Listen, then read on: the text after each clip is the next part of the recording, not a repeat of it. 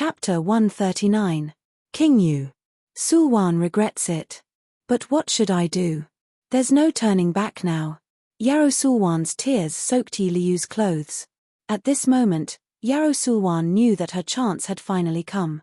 With Yi Liyu, she would have the ability to resist Yarrow Moan. Don't cry, this prince will help you. This prince won't let off anyone who harmed you. Sulwan, you're saying that Yarrow Moan bullied you? But according to what this prince knows, she really is an idiot. How is that possible? Yi Liyu slowly helped Yarrow Sulwan up from his embrace, his eyes filled with pity. Yarrow Moan isn't an idiot at all. She's extremely intelligent. It's her. It's her who killed Sulwan's mother and framed Sulwan several times. Prince, forget it, Sulwan doesn't want to fight anymore. As long as I can live on and see Prince from time to time, Sulwan is already satisfied. Yarrow Sulwan covered her mouth with her slender fingers as she lowered her eyes and wept. This prince came back this time for you. Everyone who bullied you, this prince will make them pay the price. Seeing his beloved woman crying so hard, Yi Liyu's heart burned with rage. Don't. You're not Yarrow Moan's match. Sulwan doesn't want Prince to end up like me. I beg Prince, don't provoke her. If anything happens to Prince, Sulwan won't be able to absolve myself of the guilt even if I die 10,000 times, begged Yarrow Sulwan. Ha! Could it be that Yarrow Moan is a wolf or leopard? Even if she is, this prince will also beat her to death punch by punch. Leave this matter to this prince, you don't need to worry about it.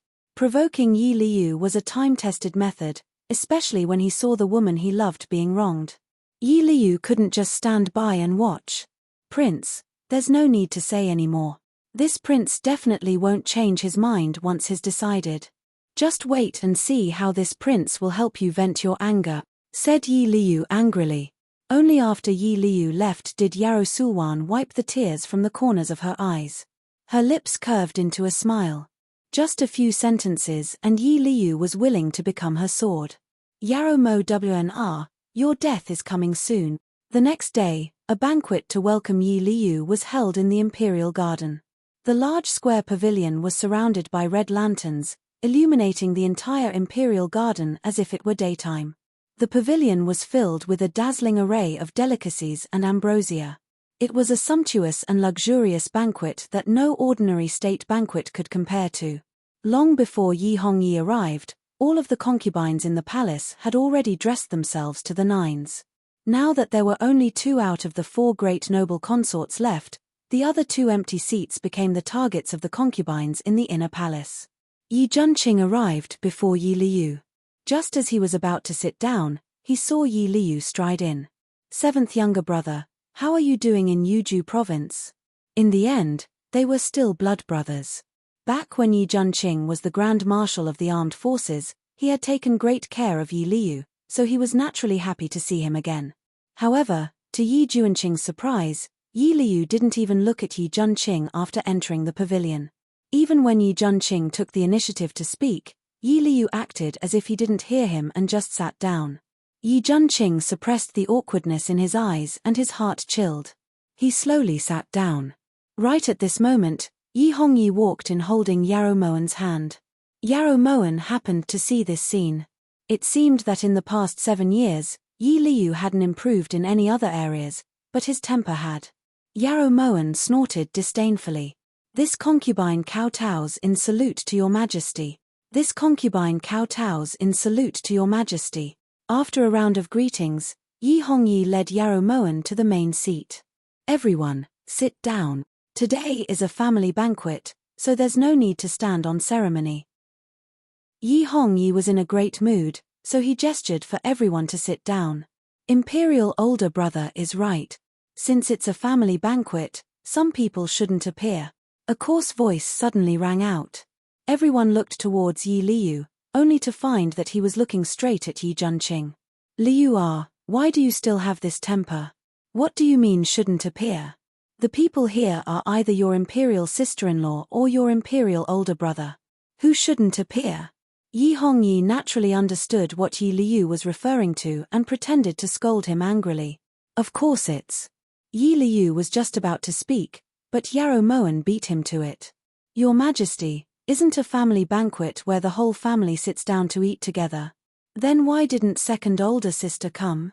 Yarrow Moen looked towards Yi Hongyi in confusion as she intentionally interrupted Yi Liu. Consort Li's maid said that she was sick, so she didn't come. Yi Hongyi gently scratched Yarrow Moen's nose as he said this.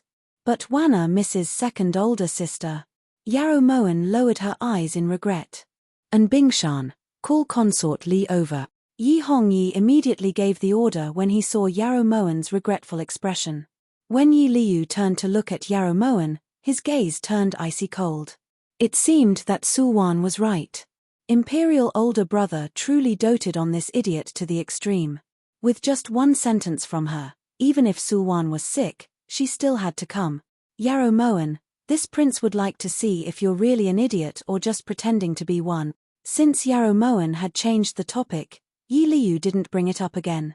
He only glared at Yi Junqing before returning to his seat. The music started. Under the enchanting moonlight, the palace maids began to dance. They were like colorful butterflies that were about to flap their wings and fly away. They were like fairies that were stepping on the waves, light and elegant, exquisite and peerless. When the song ended, Yarrow Sulwan arrived late, wearing a red dress and supported by Mingyu. Sulwan kowtows in salute to your Majesty. Yarrow Sulwan's face was slightly pale and her voice was weak. She didn't dare to look directly at Yi Hongyi and only carefully stood to the side after bowing respectfully. Yi Liu's heart ached when he saw Yarrow Sulwan's humble and nervous expression. She had once been such a proud woman, but now she had fallen into such dire straits. Second older sister, you're here. Hurry and come over. As Yarrow Moen spoke, she moved to get up, but Yi Hongyi gently pulled her back. Sit. Yi Hongyi's voice was cold as he casually gestured for Yarrow Sulwan to sit down. Yi Hongyi was starting to dislike Yarrow Sulwan more and more. If he could be sure that she hadn't told his secret to a third person, he would have sent Yarrow Sulwan to a place where he couldn't see her. You've been travel-worn all the way back, it's really been hard on you, but we're relieved that you're back. We now have another brother in the imperial city. Come, we'll drink a cup with you. Yi Hongyi turned to look towards Yi Liu. He trusted this younger brother a lot. After all, they had the same father and mother, so their relationship was naturally closer. According to palace rules, when His Majesty raised his cup, everyone had to drink together. However, when Yi Junqing raised his cup, Yi Liu suddenly spoke up. If esteemed prince wishes to drink with imperial older brother, then Liu won't join in the fun. Yi Liu's words were filled with sarcasm and disdain. When Yi Junqing heard this, he fell silent. In the end, he placed his cup back on the table, feeling a bit upset. Even though he was now a free person, he was still his imperial older brother. Liu, you must drink a few more cups tonight. We won't leave until we're drunk. When Yi Hongyi saw Yi Junqing's expression, his mood improved greatly. He immediately raised his cup and drained it in one gulp. At the side, Yarrow Moen's lips curved faintly as a cold light flashed through her eyes. Your Majesty, Wanna wants to go fishing in Jade Lake, alright? Once Yi Hongyi put down his cup, Yarrow Moen suddenly pulled on his arm and begged. Fishing? Wanna wants to eat fish. We'll just order the imperial kitchen to make it. Yi Hongyi gently stroked Yarrow Moen's hair. He didn't feel that Yarrow Moen's words were too sudden or inappropriate. Chapter 140. Wan doesn't want to eat fish. Wan just wants to see what a rainbow fish looks like. Second older sister didn't manage to catch it that day, so Wan will help second older sister catch it. The more Yarrow Moen spoke, the more excited she became. She got up and was about to head towards Jade Lake when Yi Hongyi pulled her back into his arms. What rainbow fish? Consort Li was lying to you. Yi Hongyi held Yarrow Moen in his arms as he looked at the foolish woman he loved with heartache. He didn't know whether to laugh or to be angry. She was so gullible. Second older sister wouldn't lie. Yarrow Moen pouted as she looked towards Yi Hongyi. Your Majesty, Sulwan didn't lie to you. Sulwan really did see the rainbow fish. At this time, Yarrow Sulwan could only say this. Her silence was equivalent to tacit agreement. Your Majesty, let Moen go. Moen really knows how to swim. Yarrow Moen looked towards Yi Hongyi confidently. However, Yi Hongyi looked towards Yarrow Sulwan solemnly. Since Consort Li saw the fish, it should naturally be Consort Li who catches it. Consort Li, go now. If you can't catch it, then don't bother coming back, said Yi Hongyi coldly. His voice was as cold as an awl, leaving no room for negotiation. Imperial older brother. Yi Liu was just about to speak when Yarrow Sulwan stopped him. Sulwan will go right now. She'll definitely be able to catch it. Yarrow Sulwan was getting a little anxious. If Yi Liu spoke up for her, it would definitely arouse Yi Hongyi's suspicions. Rather than that, she might as well jump into Jade Lake again. That way, she could use this opportunity to wake up and also let Yi Liu see her pitiful state. That way, he would be enraged and kill Yarrow Moen. As Yarrow Sulwan left the pavilion, the concubines at the table began to whisper amongst themselves. Most of them were gloating over her misfortune. After this, Yi Liu was no longer in the mood to cause trouble for Yi Junqing. He even answered Yi Hongyi's questions incoherently. No matter how delicious the delicacies were, they tasted like wax in his mouth. After returning to Guan Osprey Palace, Yarrow Moen spread out her arms and stretched. When she returned, Yarrow Sulwan still hadn't swum out of Jade Lake. Even though it was a scorching summer day, it was still nighttime and the lake water was cold. It looked like a small cold was unavoidable. You intentionally had Consort Li jump into Jade Lake, asked Yi Junqing solemnly as he walked into the main hall. She's hot-headed. I'm just letting her go down to clear her head. It's good for her. Yarrow Mo Wn slowly walked to the table and took a sip of the tea Ting you had prepared beforehand. Even if Consort Li has wronged you, there's no need for you to torment her like this. In the end, we're still sisters. Actually. Before Yi Junqing could finish speaking, Yarrow Moen suddenly moved closer to him, her eyes flashing with a sharp light. Moen doesn't have Prince's good temper. Yi Liu is practically riding on your neck, yet you've managed to endure it until now. Moen truly admires you. If it wasn't for the fact that Yi Liu was too arrogant, she wouldn't have tried to provoke him by torturing Yarrow Sulwan. However, Yarrow Moen never expected that Yarrow Sulwan would have such a relationship with Yi Liu. If Ming Yu hadn't sent her the news last night, she really wouldn't have known how to deal with Yi Liu. He wasn't like this before. Yi Junqing's eyes were dim and his voice was filled with undisguisable sorrow. That's because you used to be the Grand Marshal of the world's armed forces. There's a good saying that when the tree falls, the monkeys scatter, and when the wall falls, everyone kicks it. Prince has truly experienced it this time, said Yarrow Moen resentfully. Perhaps. Yi Junqing surprisingly didn't refute it. This was the truth and he had no reason to refute it. Prince has never actually thought about regaining control of the military.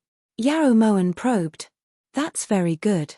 I don't have to think about anything and can pass my days leisurely. Many people can't even beg for this. Yi Junqing put away the dejection in his eyes and said this admiringly. Since Morshine didn't like him holding control of the military, he gave up. As long as Morshine could rest in peace in the underworld, anything was worth it. Sometimes when I look at Prince, you're so silly that it's cute. Yarrow Moen couldn't help but shake her head. She reflexively flicked Yi Junqing's high nose bridge. This seemingly casual action caused Yi Junqing to jump up like he'd stepped on a dog's tail. What are you doing? Yi Junqing rubbed his nose bridge hard as he looked towards Yarrow Moen in surprise. I'm expressing my friendliness. Prince doesn't like it. Yarrow Moen looked towards Yi Junqing innocently, but her heart was in turmoil. That action just now had been so involuntary that she hadn't even thought about it. When she'd first been reborn, she only felt that she owed Yi Junqing. However, after interacting with him these past few days, Yarrow Moen discovered that the hidden feeling in her heart wasn't just guilt. As for what it was, she didn't dare to probe too deeply. She was afraid of getting the answer. I don't like it. I really don't like it, said Yi Junqing angrily. Then he turned and disappeared from Yarrow Moen's line of sight as if he was fleeing for his life. Yarrow Moen's expression only relaxed when she couldn't see Yi Junqing anymore. She wiped the sweat off her forehead. Master, After Yi Liu left the imperial garden, he went straight to Pure Flower's palace. By the time this subordinate returned, Yarrow Sulwan had already been fished out of the lake, reported Yin Shui. This time, Yarrow Sulwan's acting had reached its limit. I understand. You can leave. Yarrow Moen nodded slightly, then dragged her somewhat exhausted body back to the bedroom. She didn't know if it was because her actions last night had scared Yi Junqing, but he didn't appear at breakfast the next day. Instead, Yi Liu's appearance surprised Yarrow Moen. Yarrow Moen, you deserve to die. When Ting Yu saw Yi Liu charge into Guan Osprey Palace with a sword in hand, she immediately blocked his path. King Yu, you mustn't act recklessly. No matter what my master did wrong, you can't abuse your power in the inner palace. If His Majesty finds out, he'll blame you. Ting Yu anxiously tried to comfort her, then looked towards Yi Liu apprehensively. However, in the next second, Yi Liu kicked her to the ground. Pfff. Yi Liu's kick was so strong that Ting Yu coughed up a mouthful of blood. When Yarrow Moen saw the dark red blood on the ground, she was instantly filled with rage. Woo! Ting Yu, why did you cough up blood? Does it hurt? Yarrow Moen immediately rushed to Ting Yu's side and rubbed the blood on her body and lips. Yarrow Moen, you Evildor. This prince will kill you today. Whenever Yi Liu thought about how Yarrow Sulwan had fainted from choking on the lake water and how her fever hadn't subsided, he wanted nothing more than to tear Yarrow Moen to pieces. Fortunately, Yarrow Moen had seen that azure figure the moment she was about to summon Yin Shui. Otherwise, if Yi Liu found out about Yin Shui's existence, it would be troublesome. Stop. When he saw Yi Liu's sword whistling towards Yarrow Moen, Yi Junqing felt his heart stop. That unprecedented fear almost suffocated him. Without any hesitation, Yi Junqing immediately threw out the body jade. The body jade broke into two halves from the friction between the blade, and Yi Liu instantly felt his hand go numb. The sharp sword fell to the ground.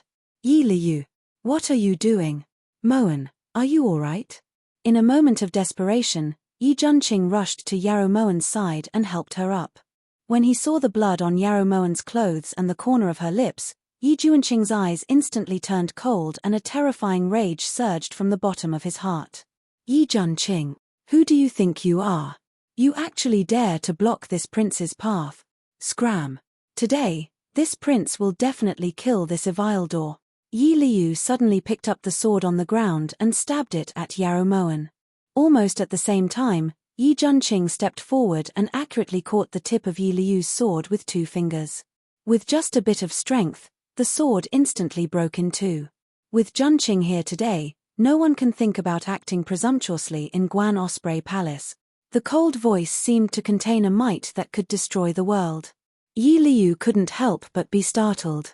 He tightly gripped the sword hilt to prevent it from falling to the ground. Chapter 141. You're just a useless person without an official position.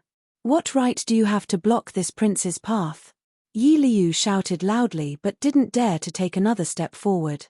Yi Junqing flicked the tip of his sword away and looked towards Yi Liu. If you dare to charge forward again, Junqing will naturally tell you what right you have. Behind Yi Junqing, a trace of splendor flashed through Yarrow Moen's eyes. This was the Yi Junqing she knew. The domineering aura that came from his bones and looked down on the world was something that no one could fake. What happened? In the main hall, Yi Hongyi walked in with vicious steps. His eyes were filled with killing intent. Your Majesty. Wanna's so scared. He called Wanna a demon and wanted to kill Wanna. Wanna's in so much pain. Cough cough. The moment Yarrow Moen saw Yi Hongyi, she bit the corner of her lips and blood immediately gushed out. Wanna, you're bleeding? Is there anyone who can tell me what is going on? Yi Hongyi roared when he saw the blood on Yarrow Moen's body and lips. He glared at the 2 people standing in front of him. Imperial older brother, she's lying. I didn't hit her at all. She really isn't stupid. She's a liar. Yi Liu didn't seem to notice Yi Hongyi's anger. He fearlessly stepped forward and pointed a finger at Yarrow Moen. If you didn't hit her, where did this blood come from? Yi Liu. Don't think that just because you're our blood brother that you can do whatever you want. This is the inner palace and she's our woman, a noble consort. Who allowed you to barge in? Who allowed you to behave so atrociously in Guan Osprey Palace? Yi Hongyi shielded Yarrow Moen with his hands. The veins on his forehead were bulging and his eyes were bloodshot. Imperial older brother. Subject younger brother really didn't hit her. You have to believe Liu. If you don't believe me, you can ask Yi Junqing. He saw it with his own eyes. I didn't have time to kill her. Yi Liu had never seen Yi Hongyi so angry before. He panicked and blurted out. If subject younger brother hadn't arrived in time, consort Yarrow would have definitely become a resentful ghost under King Yu's sword. Yi Junqing looked at Yi Liu coldly. Yi Junqing, enough. Yi Liu, listen up. From now on, you are not allowed to take a single step into Guan Osprey Palace without our permission. If there's a next time, we definitely won't let you off so easily. An imperial physician. And Bingshan, hurry and call the imperial physician. After Yi Hongyi said this, he immediately picked up Yarrow Moen who was at his side and strode into the inner room. At the side, Yi Junqing turned to help Ting Yu out of Guan Osprey Palace. He wasn't sure if Yi Liu would vent his anger on Ting Yu with his temper. At this moment, Yi Liu was the only one left standing in the main hall. He had heard that Yarrow Moen was favored, but he never imagined that Yarrow Moen would be favored to this extent. No matter what, he was His Majesty's younger brother, but His Majesty only trusted Yarrow Moen and didn't even suspect her at all. At this moment, he finally understood why Yarrow Sulwan had fallen to such a state. It was really because Yarrow Moen was too treacherous. That night, when Yi Liu sneaked into Pure Flower's palace, Yarrow Sulwan had just woken up. Sulwan, how are you? Yi Liu worriedly walked to the side of the bed and held Yarrow Sulwan's hand. As he looked at her face that was red from the cold, Yi Liu's heart ached. The imperial physician has already given me medicine, so I should be fine. Why is Yarrow Moen so ruthless? I've already avoided her at every turn, but she still won't let me off. What should I do? What should I do? Yarrow Sulwan sobbed sorrowfully. Yarrow Moen is truly crafty. This prince went to look for her this morning and clearly only kicked the palace maid. Who would have thought that she would frame this prince for hitting her in front of imperial older brother? But imperial older brother, he didn't even bother to investigate the truth and pushed all the blame onto this prince. Whenever Yi Liu thought of what had happened this morning, he would feel a lump in his throat and feel extremely uncomfortable. He had put in so much effort to help imperial older brother ascend to the throne. Even the scars on his face had been left because he had tried to save imperial older brother, but in the end, he wasn't as trustworthy as a fool. How could he not be angry? Prince went to Guan Osprey Palace? How could Prince be so impulsive? If something had really happened, what would Sulwan have done? Yarrow Sulwan nervously pulled on Yi Liu's hand as her eyes glistened. This prince just couldn't stand it. She was clearly trying to mess with you last night. What rainbow fish? That's just an excuse, said Yi Liu hatefully. Sulwan is already used to it. Prince, please don't provoke her in the future, all right? Yarrow Sulwan was extremely disappointed. She hadn't been able to kill Yarrow Moen the first time, so Yi Hongyi wouldn't give Yi Liu a second chance. What's worse is that cripple, Yi Junqing. If it wasn't for him, Yarrow Moen would have already gone to the underworld to report. Didn't they say that his martial arts had been wasted? Yi Liu subconsciously clenched his fists. The area between his thumb and forefinger started to ache. It's the esteemed prince again? When Yarrow Sulwan heard this, she suddenly had an idea. What do you mean by it again? Yi Liu could hear the surprise in Yarrow Sulwan's voice. What do you want Sulwan to say? His Majesty shouldn't have allowed the esteemed prince to stay in Guan Osprey Palace. Everyone knows that the esteemed prince was deeply in love with the Empress. Ever since the Empress died, the esteemed prince has abandoned himself to despair and has been living a befuddled life. Now that he's living with the Empress's younger sister, it's hard to avoid. Yarrow Sulwan looked troubled and hesitated. You're suspecting that Yi Junqing and Yarrow Moen are having an affair? Yi Liu's eyes widened as he looked towards Yarrow Sulwan in confusion. You can't say something like that carelessly, it could lead to death. Sulwan only dares to say this to Prince. After all, in other people's eyes, Yarrow Moen is an idiot. How could the esteemed Prince possibly like an idiot? However, Sulwan and Prince both know that Yarrow Moen's stupidity is just an act. Yarrow Sulwan chose her words carefully to make them sound believable. How dare you? Yarrow Moen, that slut, actually dares to fool around behind Imperial older brother's back. Yarrow Moen, Yi Junqing, as long as I find evidence, this prince will definitely make it so that you'll never be able to rise again. Yi Liu growled through gritted teeth. Prince, Sulwan is only saying this because I don't want Prince to continue provoking Yarrow Moen. Not only does she have His Majesty's support, she also has the esteemed Prince's protection. It's easier said than done if you want to touch her. If anything happens to Prince, Sulwan's heart will ache. Yarrow Sulwan's eyes were filled with tears as she gripped Yi Liu's hand tightly. You're finally willing to feel heartache for this prince. That's great. It looks like this prince made the right decision to come back this time. As long as you're willing, once this prince is done with Yarrow Moen and Yi Junqing, this prince will definitely beg Imperial older brother to bestow you to this prince. Sulwan, it won't be long before we can be together openly. Yi Liu was extremely excited when he saw the deep love in Yarrow Sulwan's eyes. After waiting for 7 years, Yarrow Sulwan had finally responded. Prince. Yarrow Sulwan never expected Yi Liu to have such an absurd thought. What kind of person was Yi Hongyi? Even if he abandoned his woman, he definitely wouldn't give her to someone else to enjoy. However, Yarrow Sulwan didn't say anything. She couldn't dispel Yi Liu's enthusiasm. Everything could only wait until Yarrow Moen was dealt with. In a room on the right side of Guan Osprey Palace, Yarrow Moen looked coldly at the unconscious Tingyu on the bed.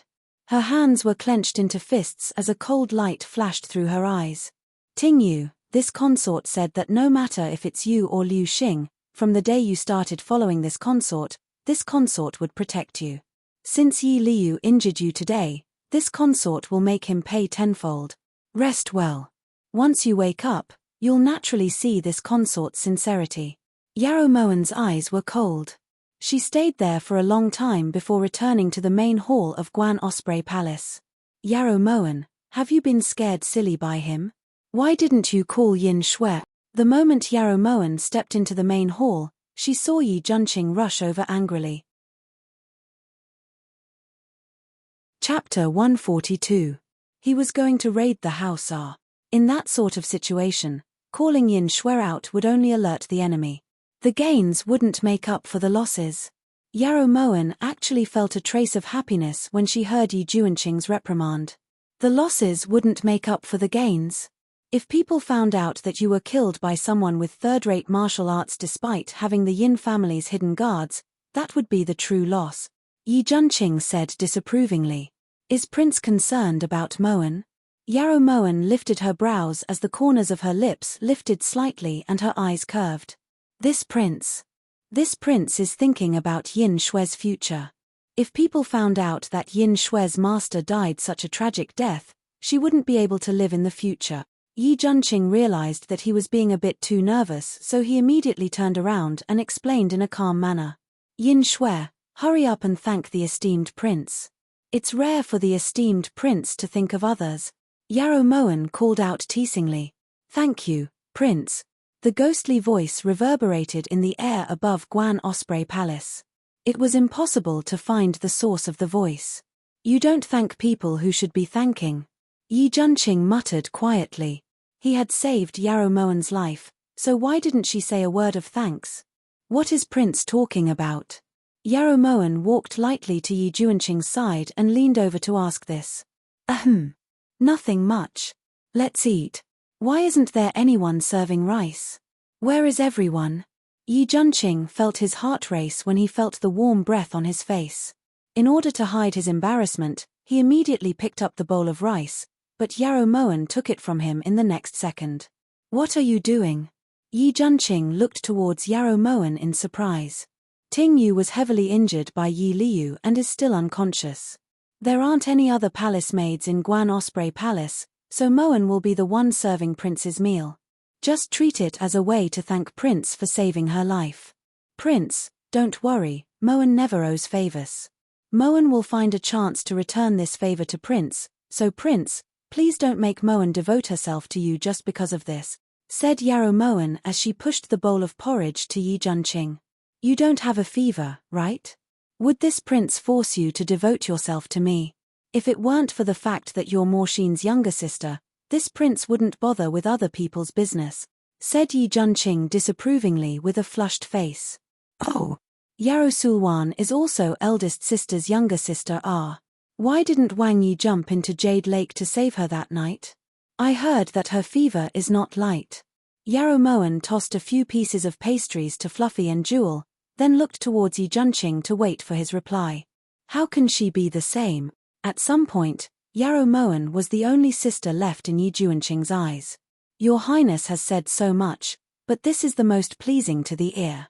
Since they weren't born from the same mother, they were different. That was why even if the Prince of Yu acted so arrogantly in Guan Osprey Palace, the Emperor didn't do anything to him. However, Moen can't swallow this, said Yarrow Moen carelessly. What do you want? Yi Junqing looked towards Yarrow Moen in confusion. Of all the people Yi Liu could have offended, he just had to offend this god of pestilence. It looks like he's out of luck. They are not born from the same mother. Your Highness, don't worry about it. It seemed like Yarrow Moen had been waiting for him all along. Yi Junqing was extremely speechless. Yarrow Moen's current smile in particular caused his hair to stand on end. He naturally couldn't care too much about it. He could only hope that Yi Liu could pray for himself. After breakfast, Yarrow Moen summoned Yin Shui. After giving her a few simple instructions, she left the imperial palace with Liu Xing and returned to Prime Minister Yarrow's residence. It had been a long time since she had returned, so as his daughter, she had to congratulate her father on having a son. Inside the imperial study, Yi Hongyi glanced at Yi Liu, who had been standing in front of the dragon table for almost an hour. In the end, he tossed the brush aside and sighed. Liu, we really don't understand. How did Consort Yarrow offend you? Why do you have to make things difficult for her? She's just an idiot. She's already very pitiful, yet you actually used a sword to kill her. What were you thinking? Whenever he thought about how Yarrow Moen had curled up in his arms and trembled in fear that day, Yi Hongyi couldn't help but curse at Yi Liu. Imperial older brother, what do I have to say for you to believe me? That Yarrow Moen isn't stupid at all. She was just pretending. That day, I didn't hit her at all. Yi Liu still wanted to argue, but Yi Hongyi stopped him. We don't want to hear any more of this. If there's nothing else, you can leave. Yi Hongyi firmly believed that Yarrow Moen was an idiot. Compared to Yi Liu's Arabian Nights, he trusted his own eyes more. Alright, this younger brother won't mention Yarrow Moen. Instead, let's talk about Yi Junqing. Why didn't Imperial older brother just kill him? Leaving him alive is just a scourge. Not only that, Imperial older brother even let him live in Guan Osprey Palace. Don't forget, he's always been in love with the Empress. Now he's letting him live with the Empress's younger sister. Before Yi Liu could finish, Yi Hongyi slammed the table and stood up. His gaze was as sharp as an eagle's. Yi Liu, we said before, you're not allowed to mention the Empress in front of us. Don't think that just because you're our younger brother, you can do whatever you want. Get out. Yi Hongyi abruptly pointed at the palace doors, his eyes filled with coldness. Yi Liu wanted to say something, but when he saw Yi Hongyi's cold gaze, he swallowed the words at the tip of his tongue. The moment the palace doors closed, Yi Hongyi's eyes turned even colder. His hands clenched into fists. In the next second, he angrily threw all the memorials on the table onto the ground. After a long while, he finally sat back down on the dragon throne. Yarrow Morshin, you're already dead. You won't be able to torture us anymore. Never again. After leaving the imperial study, Yi Liu was still puzzled. Why did Imperial older brother avoid mentioning Yarrow Morshin so much? Perhaps it was because he couldn't bear to part with her. After all, everyone could see how hard Yarrow Morshin had worked for Imperial older brother's ascension to the throne. If it wasn't for Yarrow Morshin, there wouldn't be the current Imperial older brother. Yi Liu never denied this. If it weren't for Yi Junqing, He might have respected this imperial sister-in-law even more. Just as Yi Liu was pondering this, a young eunuch rushed to Yi Liu's side. Reporting to you, Prince, the steward of Yu Prince residence is currently waiting at the palace gates. He says that something big has happened in Yu Prince residence and he wants you to hurry back, reported the young eunuch while panting. Something happened? What happened? Yi Liu's black brows were tightly furrowed. The scars on his face seemed especially sinister under the sunlight. This servant doesn't know either, replied the young eunuch respectfully. Yi Liu didn't say anything and quickened his footsteps. A bad premonition suddenly welled up in his heart. For most people, bad premonitions were always the most accurate, and Yi Liu was clearly one of them. When Yi Liu opened the gates of Yu Prince residence, he froze in place. The scene before him was a complete mess. All of the servants were lying on the ground with bitter expressions on their faces. They were vomiting blood and their limbs were twitching. What's going on? Yi Liu's brows were tightly knitted together as he stepped into the residence in disbelief. It was as if the entire residence had just experienced a calamity.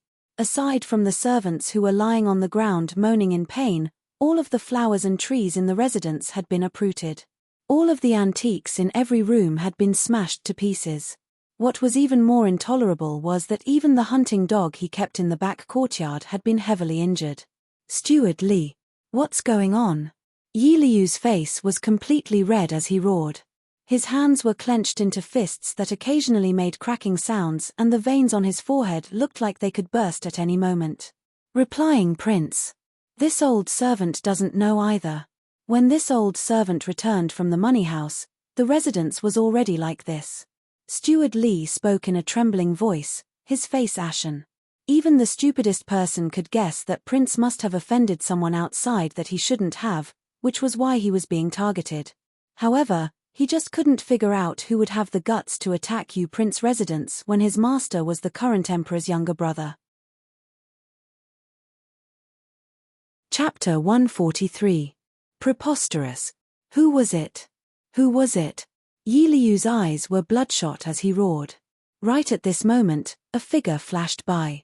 Before Yi Liu could react, Steward Li was already lying on the ground, coughing up blood and curling up in pain. Come out! Come out! Ah! Yi Liu's eyes were bloodshot as he roared madly. He pulled out his sword and swung it with all his might. Aside from Yi Liu's bestial howls, there was no other sound in the large residence. Yi Liu roared until he was completely exhausted, but that figure didn't appear again. When he saw the blood on the ground and the mess in the courtyard, Yi Liu threw his sword to the ground. No matter who it was, he definitely wouldn't let this matter rest. Inside Prime Minister Yarrow's residence, Yarrow Moen leaned over and pressed her ear against Li Qingqing's bulging belly, her lips occasionally curling. Little brother is moving. Yarrow Moen stood up happily and said excitedly, "Isn't that so? He's so happy. Sometimes, he kicks so much that this subject's wife can't even sleep at night. This subject's wife has suffered a lot for Master's son." Li Qingqing rubbed her belly proudly, her face flushed red. Suffered. Yarrow Zhunting was just short of placing Li Qingqing on the ancestral tablet. Li Qingqing's food and drink were no less than the imperial concubines. That's right, being pregnant is so tiring. Di mother has worked hard. Wan doesn't know what Di mother likes, so I brought a lot of pastries from the palace. Liu Xing, hurry and bring them over. Yarrow Moen looked towards Li Qingqing sincerely and silently cursed that Li Qingqing was truly a ruthless person. She was clearly pregnant with a bastard child, but she could still claim credit so confidently. At the door, Liu Xing immediately walked up and placed the food box on the table, then took out a lot of exquisite pastries. Although the food from the palace is good, this subject isn't hungry yet.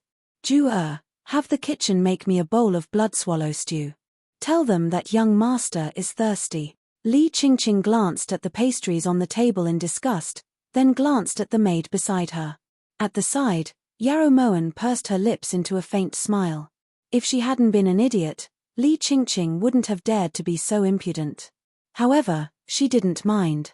The more Li Qingqing acted like this, the happier she was. Just as Jua left the room, A middle-aged man dressed in luxurious satin ran in, sweating profusely. "Little sister, you have to save Big Brother this time. Otherwise, Big Brother is dead." The man had a wretched appearance. His cheekbones were protruding, his nose was flat, and his beady eyes were glowing like a mouse's. At this moment, the man was sweating profusely as he held Li Qingqing's hand, gasping for breath as he begged. "What did you do this time?" Li Qingqing frowned as she looked at her disappointing brother and angrily asked. "Someone's dead. Widow Zhao, she. I didn't expect her to be so strong-willed. I was just playing around, but she actually used a knife to threaten me. I slipped up and..." Li Jian said in annoyance and regret. "Seriously, if you want a woman, go to Happy Spring Brothel. There are plenty of women there for you to choose from, but you just had to go provoke a widow. Forget it, isn't it just a widow? Just throw a few pieces of silver at her house and send her off." Li Qingqing flung Li Jian's hand away and said arrogantly, "That won't do. The Zhao family has made a big fuss. They're going to report this to the authorities. Right now, the Li residence is completely blocked by them. Otherwise, I wouldn't have run over to your place." Li Jian looked at Li Qingqing with a pleading expression. "Report to the authorities? Is the Zhao family stupid? Don't they know that your brother-in-law, my husband, is a first-rank prime minister?" Li Qingqing said resentfully as if she had heard the biggest joke in the world. "You mean, brother-in-law can help me this time?" When Li Jian heard this, his bitter expression immediately smoothed out. He ran over to Li Qingqing and began to massage her shoulders and back. "Of course, you're his son's biological uncle." Li Qingqing had a proud expression as she caressed her bulging belly. In the eyes of these siblings, Yarrow Moen was like air that couldn't enter their eyes. At this moment, Yarrow Moen was leisurely sitting at the side and watching coldly. She also really wanted to know if her father would help Li Jian with this. Speak of the devil. The first thing Yarrow Zhenting did when he stepped into the residence after leaving court was to see his unborn son. "Master, you've returned." When Li Qingqing saw Yarrow Zhenting enter the room, she immediately stood up and walked over with her belly puffed out. "Madam, please sit. Don't disturb the baby. The doctor said that the child will be in labor in a few days. Madam must rest well so that you'll have the strength to give birth." Yarrow Zhenting carefully helped Li Qingqing back to the chair. When he looked up, he finally noticed Yarrow Moen's presence. This old man kowtows in salute to consort Yarrow. Ever since he became enemies with Yarrow Sulwan, Yarrow Zhenting was still rather respectful towards Yarrow Moen. "Father, please get up. What Wan can't accept the most is father's kowtows." "Wan Yarrow Moen wanted to say a few more greetings but was stopped by Li Qingqing. "Master, you have to help older brother this time. That Zhao family is too shameless. That widow Zhao clearly sought death herself, but they just have to blame it on older brother. Right now, those unruly commoners are blocking our Li residence. Look at this." Li Qingqing pulled Yarrow Zhenting with both hands and said coquettishly. When Yarrow Zhenting heard this, his sharp eyes shot towards the trembling Li Jian. His expression was grave but he didn't say anything. "Master, Qingqing swears that this matter has nothing to do with older brother. You have to help older brother." Li Qingqing was a bit anxious. In the past, as long as she spoke, Yarrow Zhenting would immediately agree, but this time was an exception. "Come out with this old man." Yarrow Zhenting's voice was cold as he said sternly. When Li Jian heard this, his legs began to tremble even more and he looked towards Li Qingqing for help.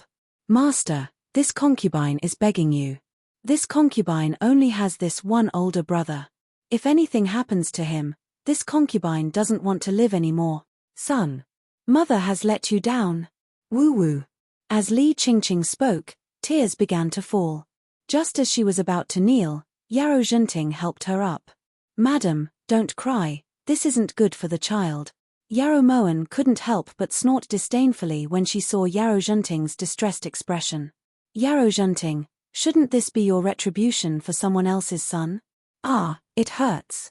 Master, this concubine's stomach hurts." Li Qingqing's brows were tightly furrowed as she curled up in Yarrow Zhenting's embrace, trembling incessantly. All right. This old man agrees. Hurry and get up, don't hurt the child. Yarrow Enchanting finally compromised. It's true. Master, this concubine is going to give birth. Li Qingqing felt an unbearable pain in her lower abdomen and her forehead was drenched in cold sweat. When Yarrow Enchanting heard this, he looked down and saw the blood around Li Qingqing's ankle. Someone come. Hurry and call the midwife, Madam is going to give birth. After Yarrow Enchanting shouted in pleasant surprise, the entire Yarrow Xiongfu became a mess. The maids and servants ran back and forth in a mess. 3 or 4 midwives were in Li Qingqing's room to help her give birth. Yarrow Enchanting's hands were clenched as he paced back and forth in front of the door, occasionally glancing inside anxiously. At this moment, Yarrow Moen was standing in a corner with Liu Xing's support. She had really come at the right time to actually make it in time for Li Qingqing to give birth. A crisp sound came from the room. Before Yarrow Enchanting could react, the midwife had already opened the door. Congratulations, Master. Congratulations, Master. It's a young master. After hearing the midwife's good news, Yarrow Enchanting immediately rushed into the room while laughing loudly. Niang Niang, are we going in as well? Asked Liu Xing in a low voice. Of course, Ben Gong is that child's aunt. Yarrow Moen's lips curved slightly and her eyes were full of smiles. Inside the room, Yarrow Enchanting was hugging the newborn child lovingly and grinning from ear to ear. Chapter 144. On the bed, an exhausted Li Qingqing leaned against the bed frame with the help of a midwife. Born looks so much like Master, Li Qingqing said weakly, her eyes filled with motherly love. For a moment, Yarrow Moen suddenly recalled how Yarrow Sulwan had personally taken saffron to frame Huan Kia. If she didn't hate her, why would she kill her own child with her own hands? Born. Yarrow Enchanting looked towards Li Qingqing with the baby in his arms. Master, you've forgotten. This is the name that Scholar Wu chose for the child. This concubine asked Master about it, reminded Li Qingqing. That's right, Born is good, this old man's little Born. Yarrow Enchanting nodded in understanding.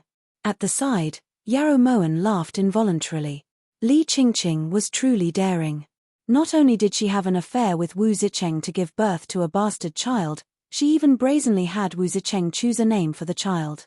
They really treated a tiger as a sick cat. Master, then what about older brother? On the bed, Li Jian kept winking at his younger sister.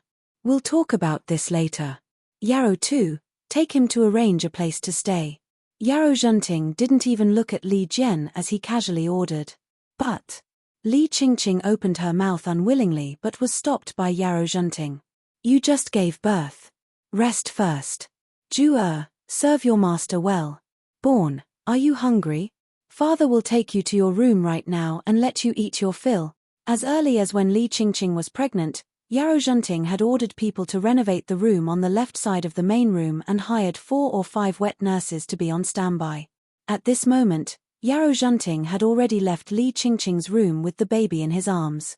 Master, don't go. Master. No matter how Li Qingqing called out, Yarrow Enchanting didn't turn around. At the side, Yarrow Moen couldn't help but sigh. Did Li Qingqing not understand? After giving birth, she had already been removed from the ancestral tablet by Yarrow Enchanting. Getting rid of the donkey after it was no longer of use was father's style. After leaving Yarrow Xiongfu, Yarrow Moen called Liu Xing to her side. Liu Xing, take 1,000 taels to bribe the Zhao family and have them go directly to Huan Heng's Fu to complain. A despicable bastard like Li Jian deserves to die 1,000 times over. This servant will go now. Even if he didn't ask for the reason, Liu Xing could guess a thing or two. Because of Huan Kia's matter, Huan residents and Yarrow residents had already become enemies. Even if the Zhao family jumped ranks and reported this, as long as they knew that this matter was related to Yarrow residents, Huan Heng would definitely use this opportunity to vent his anger. On the way back to the palace, Yarrow Moen lazily leaned against the sedan chair. She suddenly couldn't wait to see Yarrow Enchanting's expression when he found out that Yarrow Born wasn't his biological son. That would definitely be an extremely beautiful scene. If only her mother could see this scene. Just as Yarrow Moen got off the sedan chair, Tingyu, who seemed to have been waiting at the palace gates for a long time, rushed over. Ting Yu, why did you come out? Does your chest still hurt? Yarrow Moen looked towards Ting Yu worriedly. This servant is fine. Your Highness, Consort Li is waiting for you inside. Yarrow Moen was slightly startled when she heard this. She lifted her brows and looked towards Liu Xing. Do you know where she went today? She went to the imperial study. When she came out, her eyes were red and swollen, as if she had been crying. This was what Ting Yu had heard. I understand. Stay here and guard. Don't let anyone in, ordered Yarrow Moen coldly, then stepped into Guan Osprey Palace. It was the height of summer after the rain. The warm wind carried the scent of earth. In the pear garden on the left, a swing was lifted and a crimson dress fluttered in the wind. Wanna remembers that His Majesty once said that without his decree, you can't enter Guan Osprey Palace as you please. Yarrow Moen walked leisurely to the swing and casually swung it a few times. This is all thanks to you. If it wasn't for you making Ben Gong jump into Jade Lake, Ben Gong really wouldn't know how to wake up and wouldn't have been able to bury the hatchet between His Majesty and Ben Gong. If it wasn't for His Majesty telling Ben Gong to keep you company, Ben Gong wouldn't have bothered to come. Yarrow Sulwan harumphed coldly as she looked towards Yarrow Moen, then walked down from the swing. Then congratulations, second older sister. You finally don't have to pretend to be an idiot anymore. Today really is a double blessing. That Madam Li from Prime Minister Fu gave birth to a son for father. You didn't see how happy father was, even Wanna was a bit jealous. Yarrow Moen slowly sat down on the swing and tapped her toes on the ground as she looked towards Yarrow Sulwan. Now you know that in father's eyes, you and I are no different. We're both just tools for him to stabilize his career. Whenever Yarrow Sulwan thought of how heartless father was towards mother and how cold he was towards her, she would feel hatred from the bottom of her heart. Even if it's a tool, there are still good and bad ones. Weren't you already abandoned by father? Said Yarrow Sulwan lightly. Ben Gong will let him know how to write the word regret sooner or later. Yarrow Sulwan gnashed her teeth and roared. Returning to the main topic, you couldn't possibly have really listened to His Majesty and only came to see me, right? If that's the case, then you've already seen it. You can leave now. She already didn't have anything to say to Yarrow Sulwan. All she had was the joy of a cat slowly torturing a mouse after catching it. No matter how you found out about Yarrow Morshin's cause of death, Ben Gong still has to remind you that you're playing with fire. With just you, you'll never be able to get revenge because your enemy is the Emperor who stands above tens of thousands of people. As long as His Majesty finds out about your goal in getting close to him and finds out about your evil deeds, then your death will be even more miserable than Yarrow Morshin's. Even more miserable. Yarrow Sulwan walked to Yarrow Moen's side step by step and bent down to whisper into Yarrow Moen's ear. She was probing Yarrow Moen. She needed to confirm just how much Yarrow Moen knew and how she knew. As long as she grasped this, she would expose Yarrow Moen's scheme in front of Yi Hongyi. At that time, no matter how much Yi Hongyi loved Yarrow Moen, he wouldn't allow her to continue living. Second older sister, you're actually very smart, but too smart. WNA remembers that you once said that unless eldest sister came back from the dead, how would I know how she died? Do you think it's possible for eldest sister to come back from the dead? Yarrow Moen stopped swinging and slowly got up. Her deep eyes were like two black holes that tightly sucked Yarrow Sulwan in. Yarrow Sulwan really wanted to shift her gaze away but discovered that she couldn't. Impossible. Yarrow Sulwan shook her head. After Yarrow Morshin died, she had personally examined her body and personally set fire to the cold palace. There were no miracles in this world. Even if there were, it definitely wouldn't happen to Yarrow Morshin. So second older sister, you're really thinking too much. Moen's only enemy is you because you and your mother used the most despicable methods to kill my mother. Yarrow Moen smiled faintly. That smile caused Yarrow Sulwan's hair to stand on end. Then why did you plot against His Majesty to break off relations with Xiezhong and Huan Heng? Also, do you dare to say that Yu Qing and Yu Funning's disappearance had nothing to do with you? Yarrow Sulwan forcefully suppressed her fear of fleeing as she questioned sternly. I can't say that it was completely unrelated. WNA was the one who did what happened to Huan Heng, But second older sister should know that Yarrow was only trying to frame you. Wan already told second older sister about the saffron, right? Yarrow Moen used the most gentle voice to remind Yarrow Sulwan of the cruelest truth. But that day, you were clearly spying on us from outside Ordnance Palace. And before you funning disappeared, you went to Fragrant Steps Pavilion several times to eat. This consort saw all of this with my own eyes. You wouldn't deny it, right? Aside from framing her, Yarrow Moen had also had White Brow, that demon, deceive her. That was why she had decided to abandon the child in her womb. She would settle this debt with Yarrow Moen sooner or later.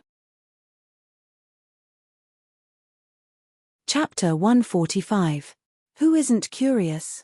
Wasn't the First Lady also outside Ordnance Palace? As for going to Fragrant Steps Pavilion to eat, it was actually because you funning had ulterior motives. She'd been envious of Yi Junqing for a long time. This is a secret, but it's fine to tell you. You shouldn't be stupid enough to tell His Majesty. Yarrow Moen lifted her brows as she sat down leisurely. Why can't this consort tell His Majesty? Asked Yarrow Sulwan. It's very simple. Yu Funning has already gone far away. Everyone knows that Yi Junqing admires His Majesty, so he no longer cares about His Majesty's attitude. If you tell His Majesty, you'll only make His Majesty unhappy and he might even take his anger out on you. There's no benefit in doing so. Yarrow Moen raised her fingers and carelessly brushed away the pear blossoms on the stone table. Yarrow Moen, even though you have a glib tongue, this consort doesn't believe a single word you say. One day, this consort will prove everything in front of His Majesty and make you unable to hide anything. Yarrow Sulwan hadn't expected Yarrow Moen to be so tight-lipped. No matter how she tried, Yarrow Moen refused to say anything about knowing the truth about Yarrow Morshin's death. Alright, Moen is really looking forward to that day. However, Moen has something to advise second older sister. It's rare to find someone who's sincere to you, so don't let them down. Otherwise, it'll be too late for regrets. Yarrow Moen looked towards Yarrow Sulwan meaningfully. Birds of a feather flock together. She and Yi Liu were truly a match made in heaven. This consort doesn't know what nonsense you're talking about. Yarrow Sulwan forced herself to remain calm, but she was inwardly hesitant. Could it be that Yarrow Moen knew about her and Yi Liu? That was impossible. Their relationship was extremely secretive. No one could possibly know. Since second older sister doesn't understand, then just pretend Moen never said anything. Does second older sister plan on staying for the meal? Of course, if second older sister isn't afraid that Moen might poison the food, then Moen is willing to have a good drink with second older sister. Yarrow Moen lifted her brows as she looked towards Yarrow Sulwan. Her gaze was pure and innocent. This was the sort of gaze Yarrow Sulwan hated the most. Yarrow Sulwan snorted coldly, then left Guan Osprey Palace. Once Yarrow Sulwan left, Yarrow Moen let out a long sigh. Things were really different now that she had someone to rely on. She actually dared to cause trouble in her Guan Osprey Palace. If it weren't for the fact that she'd been busy with Xiexin's matter, how could Yarrow Sulwan possibly have such a good time? Since you've taken the initiative to come here, Moen will play a round with you. This round, Moen promises to let you play to your heart's content. During dinner, Yi Junqing picked up the porcelain bowl. After hesitating for a long time, he put it back down and looked towards Yarrow Moen. You were the one behind the incident at Yu Wangfu? Although Yi Junqing was already certain, he still wanted confirmation from Yarrow Moen. Of course not. Moen is delicate and weak. Moen wouldn't be able to do something so violent. Yarrow Moen looked towards Yi Junqing innocently. Yin Shui wasn't strong either. Even a dog wasn't spared. You guys did such a good thing, yet this prince has to take the blame. If it weren't for the fact that this prince's former subordinates were protecting the esteemed prince residence, Yi Liu would have definitely destroyed this prince's residence. Do you know that this prince's former subordinate has already resigned because of this? This prince has let him down, so you can say that you owe him. Yi Junqing wasn't surprised that Yarrow Moen had sent Yin Shui to destroy Yu Wangfu. Given Yarrow Moen's personality, this was already considered a light punishment. In reality, with a hidden guard like Yin Shui, No matter how arrogant she was, it wouldn't be too much. Of course, he didn't care that Yi Liu had pinned him as the main culprit. What he cared about was that former subordinate and the Su Prince residence's servants and steward. Then does Prince know how Zhao Shuo found out that Yi Liu was going to raid your residence? Yarrow Moen picked up a piece of fish and placed it in her mouth. It was fried until it was crispy on the outside and tender on the inside. How did you know it was Zhao Shuo? You were the one who informed him? Yi Junqing looked towards Yarrow Moen in realization. He suddenly felt that this woman was too mysterious. She seemed to be able to see the past and see the future. There was probably nothing in this world that Yarrow Moen didn't know about, nor was there anything that could escape her grasp. Living under the same roof with a woman like this was a huge blow to Yi Junqing's self-confidence. He had always thought that he had the ability to devise strategies and determine victory from 1,000 miles away, but after meeting Yarrow Moen, he began to hesitate. Don't worry, Zhao Shuo naturally has a good place to go. As for the people of the esteemed prince residence, if Yi Liu dares to touch a single hair on them, I, Yarrow Moen, promise you that I will pluck out all the hair on him and everyone in his residence. I won't even let that dog off, said Yarrow Moen resolutely. Eat. Yi Junqing knew that Yarrow Moen wasn't exaggerating. She had always been this tough. However, this was going to be difficult for Yin Shui. This was going to be very difficult. In the imperial study, Yi Liu's fists were clenched so tightly that they were cracking. His eyes were bloodshot as he glared at the expressionless Yi Hongyi. Imperial older brother, you're just going to let Yi Junqing bully me like this? You didn't see the miserable state of the Yu Prince residence. He was just short of holding a knife to my neck, roared Yi Liu. If you weren't our younger brother, there would definitely be a knife held to your neck right now. His cold voice was laced with icy anger. Ever since he ascended to the throne, no one had dared to act so impudently in front of him other than that old bastard Xiezhong. If Imperial older brother had known this would happen, why would you have transferred me back to suffer like this? Yi Liu sensed Yi Hongyi's baleful aura and his voice instantly became much softer. How do you know that this was definitely Yi Junqing's doing? He has no reason to. Yi Hongyi glanced at Yi Liu disapprovingly. Of course it was him. Other than him, who else would dare to behave atrociously in my Yu Prince residence? As for the reason, it's because I injured a palace maid of Guan Osprey Palace. Yi Liu swore confidently. Isn't this explanation a little too far-fetched? Would Yi Junqing go against you for the sake of a palace maid? Also, even if everyone in the imperial city dared to behave atrociously in your residence, Yi Junqing wouldn't dare. Or rather, he doesn't have the intention to. Right now, he's no different from a living dead person. In Yi Hongyi's opinion, the fact that Yi Junqing was able to live so comfortably in Guan Osprey Palace proved this point. Imperial older brother, forgive this subject brother for being so bold, but if Yi Junqing loves Yarrow Morshin so much, why didn't he die with her? That's because he's transferred all his feelings for Yarrow Morshin to Yarrow Moen. The reason he destroyed my Yu Prince residence was to get revenge for Yarrow Moen. Yi Liu fearlessly revealed his thoughts, but all he got in return was a murderous glare from Yi Hongyi. Get out. Yi Hongyi pointed at the door. He was afraid that he wouldn't be able to stop himself from killing Yi Liu, his only younger brother. The temperature in the imperial study dropped to a freezing point. Yi Liu felt every hair on his body stand on end. In this moment, he finally believed that Yi Hongyi wanted to kill him. That night, when Yi Liu told Yarrow Sulwan what had happened, Yarrow Sulwan couldn't help but feel shocked. She never expected that Yi Hongyi would be so averse to others mentioning Yarrow Morshin, even if it was his own younger brother. I really don't know what Imperial older brother is thinking. If he really likes Yarrow Moen, then why did he let Yi Junqing live under the same roof as her? But now, no matter what this prince says, Imperial older brother refuses to believe that they had an affair.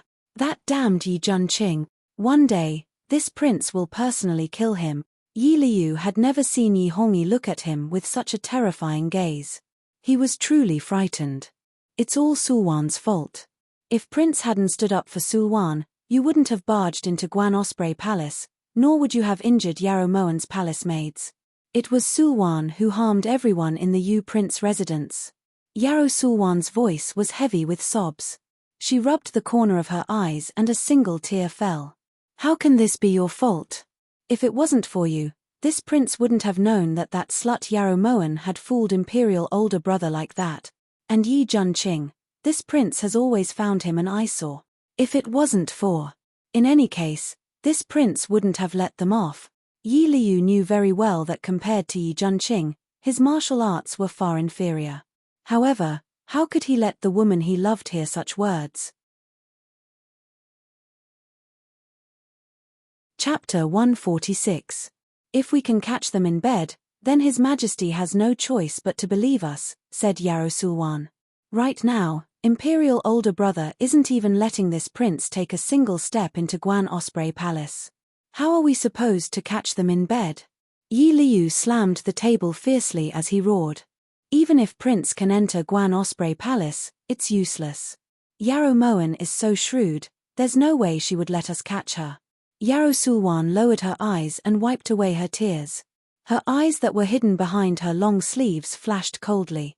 In for a penny, in for a pound. Since we can't catch them, then we might as well create a false impression that they're having an affair. How about it? The huge change in Yu Prince's residence had caused Yi Liu to lose his patience. Right now, all he wanted to do was get rid of Yi Junqing to vent his anger. If Prince really thinks that way, Sulwan can lend Prince a hand. Although Sulwan doesn't want to fight anymore, I really can't bear to see Prince suffer, said Yarrow Sulwan resolutely. Sulwan, don't worry.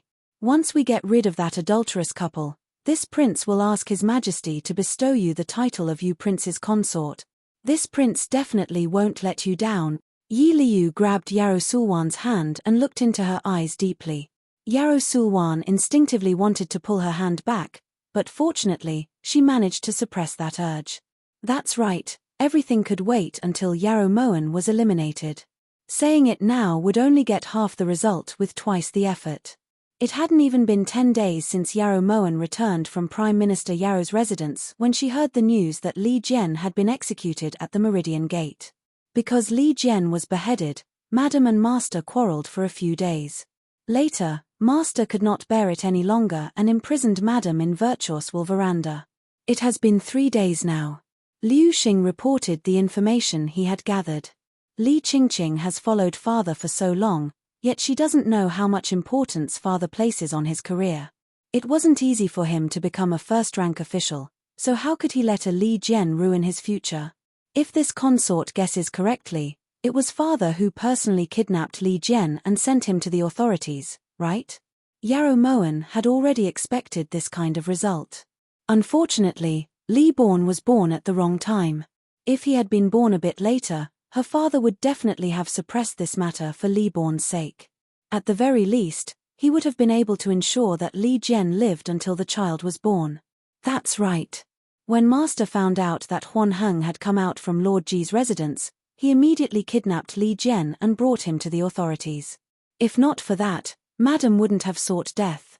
Liu Xing had been in Yarrow Xiongfu for many years and was well acquainted with Yarrow Zhenting's temperament. It was not surprising that the old master would do this. If it weren't for the fact that father remembered Li Qingqing's contribution in giving birth to a child, he would have long divorced her as well in order to straighten his reputation. Withdraw. Send people to keep a close eye on Li Qingqing. If Ben Gong's guess isn't wrong, she's probably about to make a move ahead of schedule. Yarrow Moen hugged Fluffy and indicated for Liu Xing to withdraw. Just as Liu Xing reached the palace gates, Yarrow Sulwan suddenly appeared. Niang Niang. Liu Xing subconsciously moved in front of Yarrow Sulwan and turned his head to look towards Yarrow Moen. Liu Xing, who do you think you are? How dare you block this empress's path? When Yarrow Sulwan saw that Liu Xing was being so disrespectful, she abruptly raised her palm and was just about to slap him when she heard Yarrow Moen speak leisurely. If second older sister dares to continue hitting, Moen will definitely break second older sister's arm. The languid and soft voice brought an unbearable pressure to Yarrow Sulwan. Under Yarrow Moen's intimidation, Yarrow Sulwan forcibly retracted her hand that had stopped in midair. Liu Xing, withdraw. Yarrow Moen lifted her brows as she looked at Liu Xing. Then she moved Fluffy away and slowly walked towards Yarrow Sulwan. Second older sister really Mrs. Moen. We just met yesterday, why did you come again today? The weather is very good, so I wanted to invite you to Jade Lake for a walk. Yarrow Sulwan directly expressed her intentions. Although the weather is good, the person I invited is a bit disgusting. If second older sister doesn't have anything else to do, then leave. Moen doesn't have the time to waste talking glibly with you, said Yarrow Moen hurriedly as she walked towards the bedroom. Could it be that you don't want to know where your only nephew, Yarrow Morshin's only flesh and blood, is buried? Yarrow Sulwan's words were like thunder in Yarrow Moen's ears. Yarrow Moen felt as if her heart had been fiercely pierced by a silver needle and then forcefully stirred. Blood and flesh mixed together and the pain seeped into her bones. Yarrow Moen even felt every hair on her body tremble. Her zhonga had been smashed into a meat patty by Yi Hongyi. His flesh and blood had been badly mangled and he had died so miserably. What? Not interested? Seeing that Yarrow Moen had no intention of turning around, Yarrow Sulwan became a bit anxious. I'm very interested. Yarrow Moen slowly turned around. Her clear eyes were like still water without any ripples, but upon closer inspection, a hurricane was surging within those eyes as if it wanted to devour everything in front of it. Unfortunately, Yarrow Sulwan didn't see it. When Yarrow Sulwan saw Yarrow Moen turn around, Yarrow Sulwan's tense heart relaxed and she walked out of Guan Osprey Palace. Yarrow Moen naturally followed behind her. She would make Yarrow Sulwan regret mentioning zhonga. In this world, the two people who had the least right to mention zhonga were Yarrow Sulwan and Yi Hongyi. Yarrow Sulwan stood in the pavilion by the Jade Lake. The wind blew and the lake water shimmered, dazzling the eyes. When Hashhash pushed Huan Kia down, the steps of revenge had already begun, right? Said Yarrow Sulwan coldly. If she had known earlier that Yarrow Moen was pretending to be stupid, would the result have been different? Where is zhonga buried? Yarrow Moen walked directly to Yarrow Sulwan's side, her clear and cold eyes like frost. Since you know the cause of Yarrow Morshin's death, then you should know that zhonga deserved to die. Yarrow Sulwan purposely provoked Yarrow Moen's anger as she fiddled with her sleeves. Yarrow Sulwan, I'll make you regret saying this. Yarrow Moen's heart churned with pain. It was as if someone had thrown it into a volcano, the heat was unbearable. Regret. The thing this consort regrets the most is that I didn't let mother get rid of you back then. Otherwise, this consort wouldn't have fallen to this state today. Yarrow Sulwan's voice was sinister and her beautiful eyes gradually turned sinister. I'll ask you one more time. Where is zhonga buried? Yarrow Moen clearly remembered tightly hugging zhonga before she died. It was impossible for them to separate, but she still asked over and over again. She really hoped that zhonga hadn't been turned into ashes along with her and that cold palace, even if the chance of that happening was minuscule or even non-existent. Do you really want to know where he's buried? Yarrow Sulwan slowly turned around and looked straight at Yarrow Moen. Suddenly, her beautiful eyes narrowed and her wide sleeves fluttered. A white powder instantly blinded Yarrow Moen's eyes. You! Yarrow Moen was shocked. Her mind was muddled and her vision blurred. Immediately after, her body fell backwards and she sank into endless darkness, just like that moment in the cold palace. Not so long ago, she had thought that her life had come to an end. She had felt so hopeless, so regretful, and so desperate to live. Now, she had really come back to life. The heavens hadn't let her down, so how could she betray the heavens' good intentions? Yarrow Moen, this time, this consort will make you accept your death wholeheartedly. Ming Yu. As Yarrow Sulwan looked at the unconscious Yarrow Moen on the ground, her lips curved in a sly smile. Your Highness. Ming Yu timidly walked out from the shadows when she heard the summons. Listen up. Do as this consort taught you last night. In an hour, bring His Majesty to the shack at the back of Changal Palace, ordered Yarrow Sulwan firmly. This servant obeys, replied Ming Yu apprehensively. Then she withdrew. When Yarrow Sulwan saw that there was no one around, she immediately helped Yarrow Moen up and walked towards Changal Palace. Yi Junqing had already expected that Yi Liu wouldn't let the matter rest, so when Yi Liu raised his sword and stood in front of him, Yi Junqing wasn't surprised at all. He merely looked indifferently at this man who had once worshipped him like a god and laughed lightly. 7 years was enough to turn a simple boy into an arrogant idiot. Sorry, after being with Yarrow Moen for so long, these crude words had become more and more pleasing to the ear. As expected, one is marked by the company one keeps. What are you laughing at? Yi Liu disliked Yi Junqing's current leisurely manner. After losing his military power, he should be acting more like a stray dog wagging its tail and begging for pity instead of acting all high and mighty. Chapter 147. Laughing at the world's most laughable people, said Yi Junqing indifferently. It really was you, Yi Junqing. Back then, you relied on your military power to openly covet Empress Yarrow Moen. Now, you're even hooking up with her younger sister. Imperial older brother is benevolent, but this prince can't tolerate it. As Yi Liu spoke, he suddenly raised his sword towards Yi Junqing. So what if I can't tolerate it?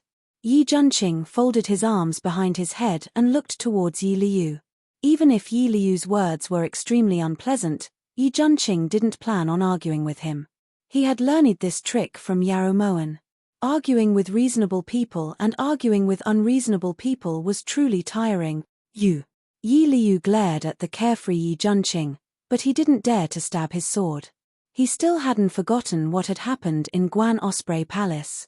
If he fought Yi Junqing one-on-one, he wouldn't be able to gain the upper hand. If there's nothing else, then Junqing will leave. Yi Junqing looked towards Yi Liu with slight disappointment. When enemies met on a narrow path, the courageous would win.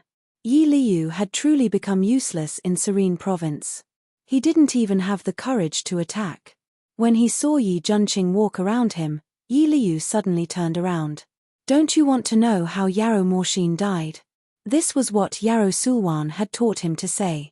He hadn't planned on using it, but reality proved that if he didn't say anything, he wouldn't be able to subdue Yi Junqing.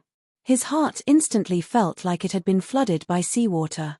The stifling feeling made it hard for Yi Junqing to breathe. He stopped and turned around to look at Yi Liu calmly. His eyes were filled with a bone-chilling coldness. I can tolerate your rudeness and impudence, and I can also accept your ingratitude, but if you dare to use Moen to deceive me, then the consequences aren't something you can bear. Yi Junqing enunciated each word firmly and powerfully. At this moment, Yi Liu could clearly feel a powerful gust of air rushing towards him. This pressure made him feel extremely uncomfortable. If you want to know the cause of Yarrow Moen's death, then follow me. Yi Liu no longer had the courage to continue this confrontation. He immediately turned and walked towards Changle Palace. Yi Junqing didn't even suspect anything as he followed after her. As long as it was something related to Yarrow Moen, he would never calmly analyze it. When they reached the room at the back of Changle Palace, Yi Junqing took a step forward and stopped Yi Liu. You know how Moen died? Asked Yi Junqing impatiently. His gaze was deep and serene. The truth is there. Let's see if you have the guts to go in. The corners of Yi Liu's lips curled up. The hideous scar on his face was especially eye-catching. When Yi Junqing saw Yi Liu pointing at the room, he charged in without hesitation. The moment the door opened, Yi Junqing was shocked to see that Yarrow Moen was lying unconscious on a pile of straw. Moen? What's going on? Just as Yi Junqing was about to turn around to ask, he suddenly smelled a strong fragrance of cosmetics. His vision instantly blurred and he lost consciousness. I really want to kill him. After Yarrow Sulwan knocked Yi Junqing out, Yi Liu walked in with his sword in hand. Prince, don't be impatient. Once His Majesty sees this, he definitely won't forgive them. At that time, it won't be difficult for Prince to deal with Yi Junqing however you want, said Yarrow Sulwan soothingly. When is Imperial older brother coming? Yi Liu took a deep breath and asked. Within an hour. This knockout drug will only be effective for an hour. Prince, please leave with Sulwan first. There'll be a good show to watch soon. Yarrow Sulwan's voice was filled with undisguised excitement. Whenever she thought of Yi Hongyi's expression when he saw this and Yarrow Moen's tragic fate, she couldn't help but feel excited. All right. Yi Liu resisted the urge to kill Yi Junqing. Just as he was about to leave with Yarrow Sulwan, a clear and melodious voice came from behind him. "You're leaving just like that? You need to put on a good show. Just this scene alone isn't enough to prove anything. Second older sister still hasn't thought things through." Yarrow Moen lazily sat up from the pile of straw and plucked a few strands of straw from her body. How did you wake up?" Yarrow Sulwan looked at Yarrow Moen in shock, her eyes filled with shock. "Stop wasting words with her." When Yi Liu saw that Yarrow Moen had gotten up, he immediately raised his sword to stab her. However, just as the tip of his sword was about to touch Yarrow Moen's throat, he stopped. "Prince!" Yarrow Sulwan turned and cried out in shock. She suddenly felt a dull pain at the back of her neck and then she lost consciousness. "Sulwan! Yarrow Moen, what are you doing?" Yi Liu roared fiercely. "Give the pill to me." Yarrow Moen glanced coldly at Yi Liu, then took the soft fragrance pill from Yin Shui and walked in front of Yi Liu. "Who was it? Are you talking to me? Who sealed this prince's acupuncture point? Unseal it." Yi Liu really wanted to kill the person who had ambushed him, but unfortunately, that person's acupuncture technique was too strange. He couldn't break through it at all. Time is of the essence, so Moen will make it short. This pill is called soft fragrance pill. It's the most violent type of aphrodisiac. It will take effect in less than 5 minutes. As Yarrow Moen spoke, she forced the pill into Yi Liu's mouth. "This soft fragrance pill will melt in your mouth. At that time, there's no need for Prince to hold on. Don't waste Moen's good intentions in front of you. Liu Xing, carry the esteemed prince back to Guan Osprey Palace." Yarrow Moen smiled coldly as a sea of flames appeared in her eyes.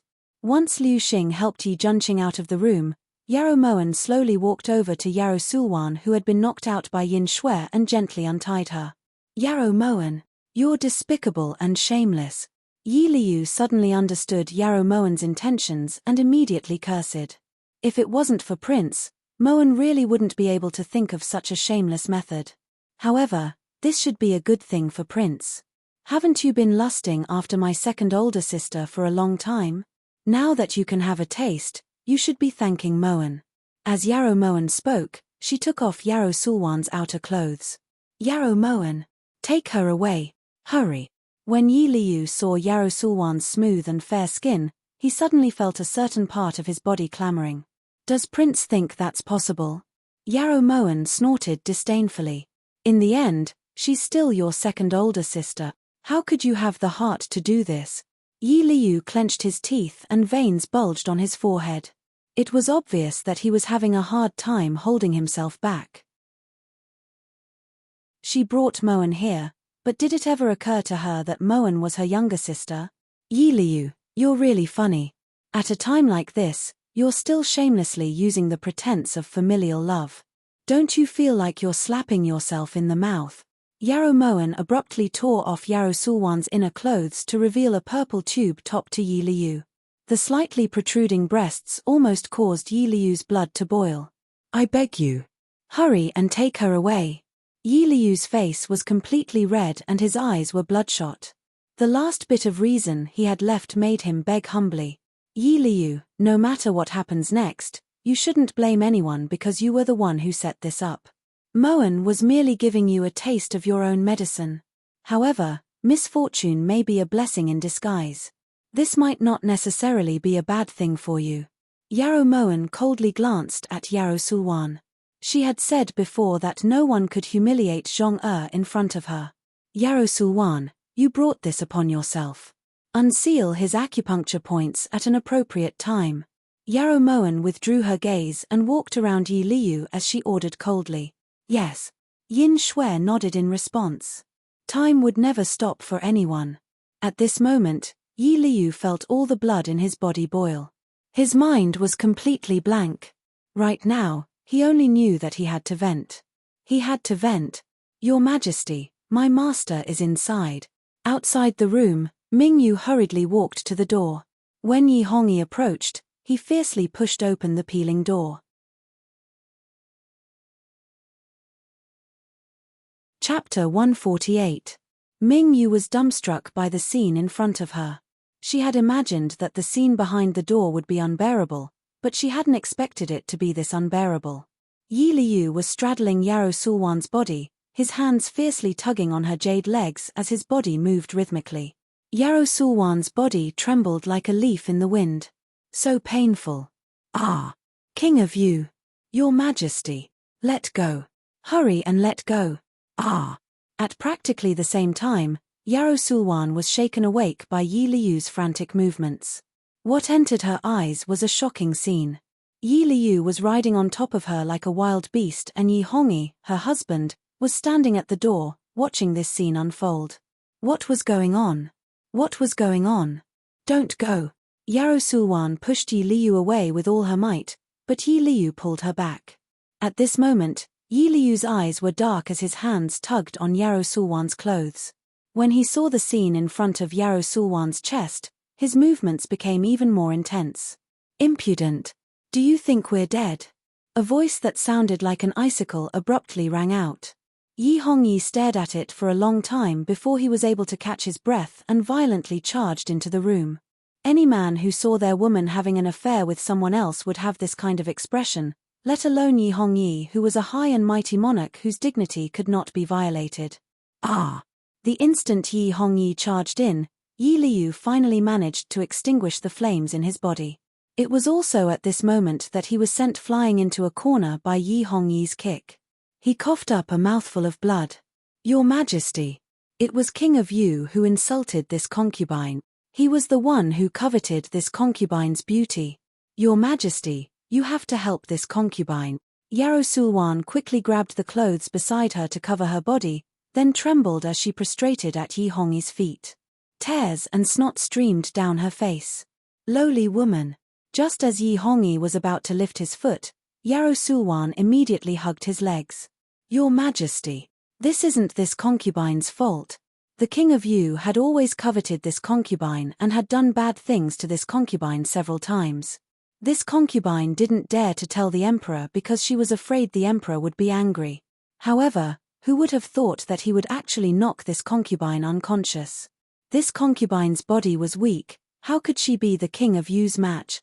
Your Majesty, this concubine has been wrongly accused. Yarrow Sulwan understood Yi Hongyi too well. If she had allowed him to kick her, she would have died. In the corner of the wall, Yi Liu felt as if someone was viciously clenching his heart.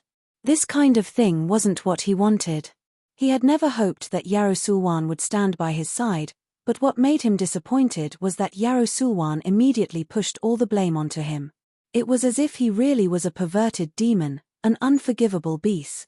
When Yarrow Sulwan saw Yi Hongyi's handsome face shrouded in dark clouds, she immediately glared at Yi Liu angrily. Yi Liu, you beast! Why did you harm this consort? Why? Say something. Could it be that you really want to see this consort being wrongly accused to death by the emperor before you'll be happy? Say something. Yarrow Sulwan shouted at the top of her lungs, her hands still tightly gripping Yi Hongyi's legs. At this moment, she only wanted to live. Imperial older brother.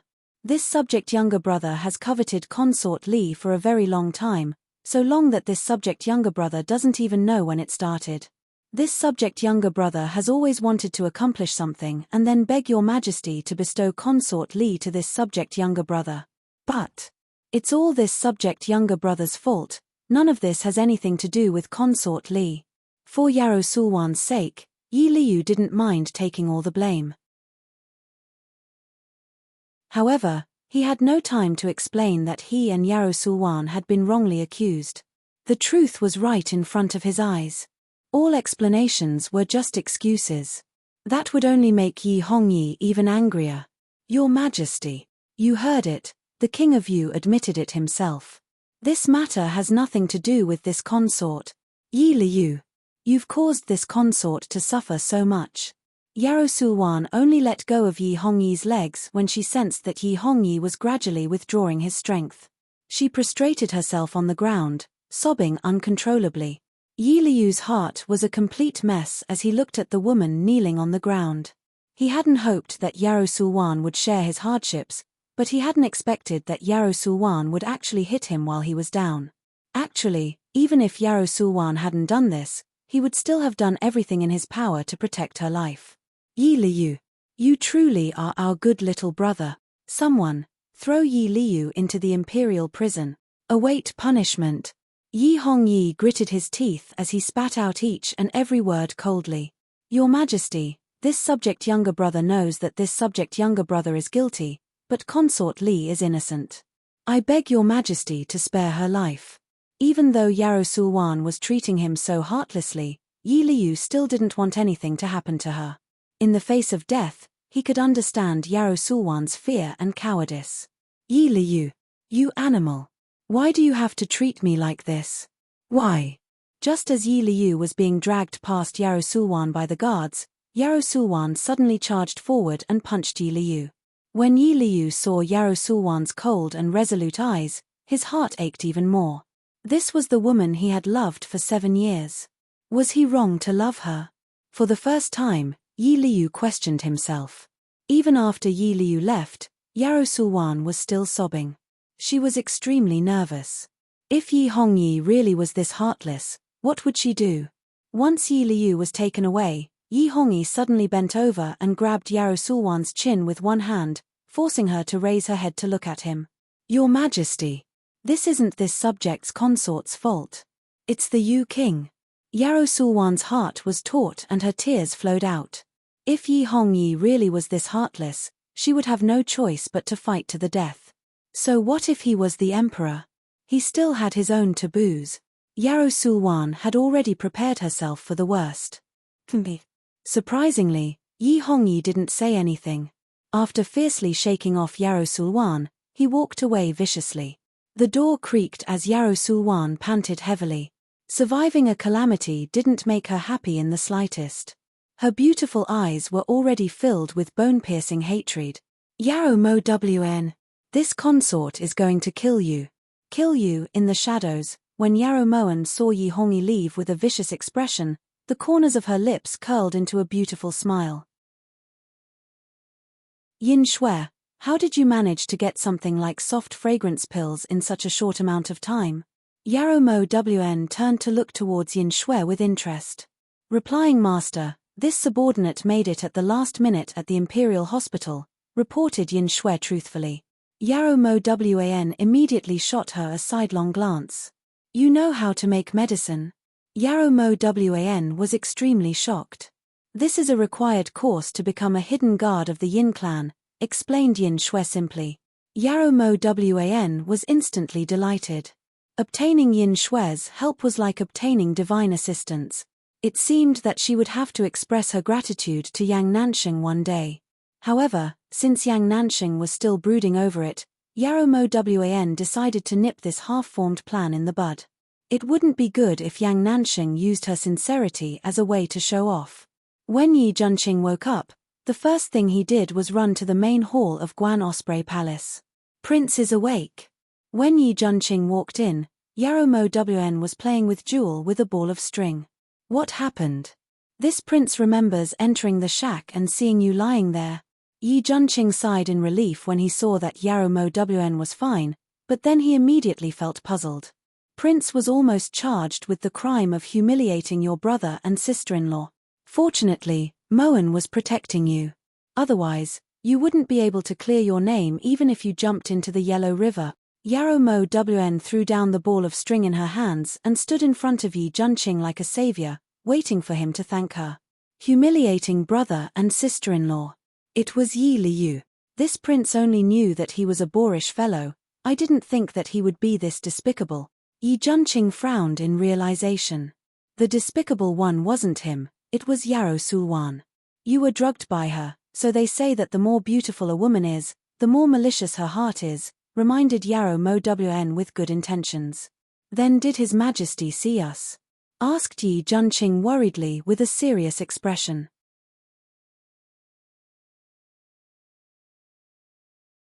Chapter 149. Are you stupid? If His Majesty saw this, would you still be standing here talking to Moen? Moen is an idiot. Since something like this happened, it naturally has nothing to do with Moen. Prince, your crimes are unpardonable. Even if you don't die of 1,000 cuts, you should be dismembered. Do you still not understand Yi Hongyi's true intentions in letting you enter Guan Osprey Palace? Actually, he didn't have to do this. Yi Junqing really hadn't thought of this. Unfortunately, he's already like this. Yarrow Moen poured a cup of tea for Yi Junqing. Yi Liu, this prince won't let this matter rest. The more Yi Junqing thought about it, the more annoyed he felt. He immediately put down the teacup and turned to leave. Prince, where are you going? Asked Yarrow Moen. To find Yi Liu. This prince should teach him a lesson no matter what, said Yi Junqing angrily. Moen agrees with Prince's point of view. Go, he's in the imperial prison. Yarrow Moen nodded slightly in agreement. Imperial prison? Why would he be in the imperial prison? Yi Junqing stopped walking and turned back to Yarrow Moen with surprise in his eyes. His Majesty personally saw Yi Liu and Yarrow Sulwan making love in the shack. It's already a mercy that he didn't kill him on the spot. Yarrow Moen sat down casually at the table with a calm expression. How could the two of them? The more beautiful a woman is, the more vicious her heart is. Yi Junqing looked towards Yarrow Moen in realization, then nodded in agreement. Yarrow Moen had truly spoken his mind. Does Prince feel that Moen's methods were inappropriate? Asked Yarrow Moen. Yarrow Moen could tell what Yi Junqing was implying. It might be inappropriate towards other people, but it's extremely appropriate towards them. Yi Junqing took a deep breath. Although he was a carefree person, he wasn't someone that just anyone could trample on and humiliate. Even if Yarrow Moen hadn't done these things, he would definitely have found a chance to beat Yi Liu until even his mother wouldn't recognize her. In the dark and damp imperial prison, rats would occasionally appear and eat the leftovers of the prisoners. A black-robed man walked towards the innermost part of the imperial prison and stopped in front of a metal door. The jailer beside him respectfully took out the key. The hand holding the key was trembling non-stop. To be able to see the face of the dragon in this life, even death would be worth it. When the jailer opened the iron gate, the black-robed man waved his hand and retreated. At this moment, Yi Liu was leaning against the rough stone wall, his eyes dull and lifeless. Is it worth it to ruin your bright future for a woman like that? A cold voice suddenly rang out. Yi Liu lifted his head, his eyes filled with shock. Royal brother? Liu knew he was wrong, but this matter was not what Imperial brother had imagined. No matter how bold Liu was, no matter how much he envied Consort Li, he wouldn't dare to do such a thing behind his brother's back. This younger brother has been framed by someone. Yi Liu abruptly got up and knelt on the ground. He knew that his imperial brother wouldn't just leave him here and ignore him. If I didn't believe you, would I have come to the imperial prison to see you? In this world, there's no one who understands you better than us. We know very well why you wanted us to transfer you to Serene Province back then. We knew that you liked Yarrow Sulwan a long time ago. If you wanted to go against human relations, why would you have waited 7 years? Tell me, what exactly happened? Yi Hongyi went back to his shack and carefully analyzed the situation before deciding to make this trip. It's Yarrow Moen. Imperial brother, you've been tricked by her. Yarrow Moen isn't stupid at all. She fed this younger brother a soft fragrance pill and this younger brother couldn't control himself and did that to Consort Li. Yi Liu's eyes were spitting fire as he spoke with certainty. There's a limit to our tolerance. We'll give you one last chance. Tell us the whole story. Yi Hongyi resisted Yi Liu's explanation. In his opinion, everyone in this world could lie to him, but Yarrow Moen couldn't. How could he not know the person who slept next to him? Imperial brother, why won't you believe this younger brother? She really was the one who did this. She also has a helper who's skilled in martial arts. If this younger brother's guess isn't wrong, she was also the one behind the incident at Yu Wangfu. Imperial brother, Yarrow Moen is too dangerous. She definitely has a motive for getting close to you. The more Yi Liu spoke, the more agitated he became. He couldn't help but stand up. Enough. Yi Liu, you're too stubborn. Did that slut Yarrow Sulwan teach you to say these things? That slut actually used you to attack Wan. Her crime is unforgivable. Yi Hongyi's eyes were as sharp as a blade. Imperial brother. Liu's words are all true. Why won't you believe me? Yi Liu looked towards Yi Hongyi mournfully, his heart turning cold. Imperial brother had been poisoned by Yarrow Moen and there was no cure for him. Listen, if you weren't our younger brother, we would have executed you back in our shack. No matter what you say now, the matter between you and Consort Li has already spread. Entering the palace is a crime punishable by death. We will find someone to take your place and execute you at the Meridian Gate. From now on, Yi Liu no longer exists in this world. You're on your own now. Yi Hongyi glanced at this younger brother of his in disappointment, then turned around and walked out the door without hesitation. Imperial brother. Liu has one last request. Don't make things difficult for Su Wan. None of this has anything to do with her. Yi Liu knew that no matter how eloquent he was, he wouldn't be able to turn the situation around. His only request was for Yarrow Sulwan to be safe. Yi Hongyi was speechless. With his back to the door, his face seemed to be covered by dark clouds. That slut Yarrow Sulwan ruined his only younger brother. He swore that he would make Yarrow Sulwan regret using someone she shouldn't have. As Yi Liu watched Yi Hongyi's figure disappear from his line of sight, he collapsed to the ground. As the wind blew past, Yi Liu felt a chill on the back of his neck. In the next second, he fainted. After an unknown amount of time, when Yi Liu opened his eyes again, he was shocked to see the person he hated the most in his life sitting leisurely in front of him. Does your majesty believe Prince's words? Yarrow Moen lightly blew on her freshly painted nails as she glanced at Yi Liu with raised brows. What kind of medicine did you feed Imperial brother, you slut? This prince really doesn't understand why Imperial brother would believe you. This prince is his closest relative. The moment Yi Liu saw Yarrow Moen, he roared with all his might. If you weren't his closest relative, how could you still be alive? If Prince knew how Yi Hongyi dealt with other people, you would be secretly happy about what you're doing right now. Yarrow Moen snorted coldly as she looked towards Yi Liu, her eyes filled with disdain. In her opinion, Yi Liu was incompetent and heartless. He was only alive because of luck. Now, his luck had been used up. You. What are you saying? When has Imperial brother ever dealt with other people? Yi Liu frowned as he looked towards Yarrow Moen. Look at me, what's the point of talking so much to you? Do you want to see Yarrow Sulwan?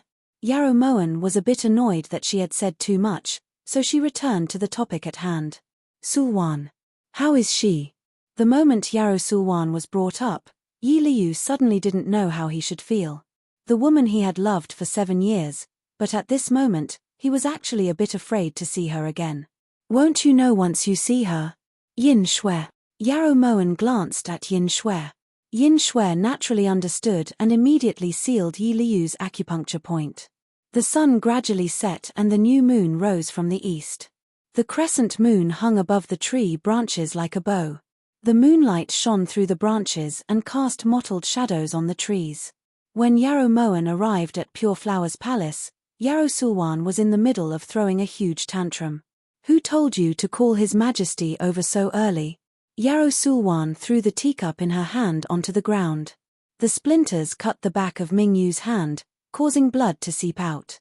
However, Mingyu didn't dare make a sound.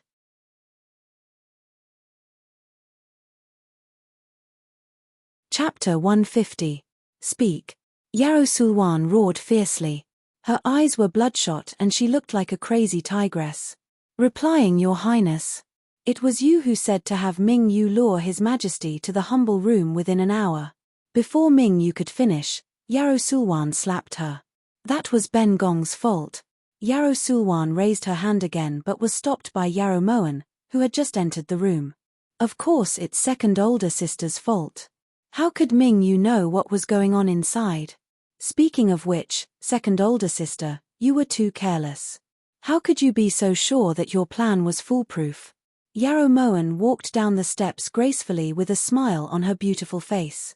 Yarrow Moen, you actually dared to come. The moment Yarrow Sulwan saw Yarrow Moen, she felt as if every cell in her body was raging. If she had a knife, she would definitely stab Yarrow Moen's heart without hesitation. Yarrow Sulwan pounced at Yarrow Moen with her bare hands but was pushed to the ground by Yarrow Moen. Get out.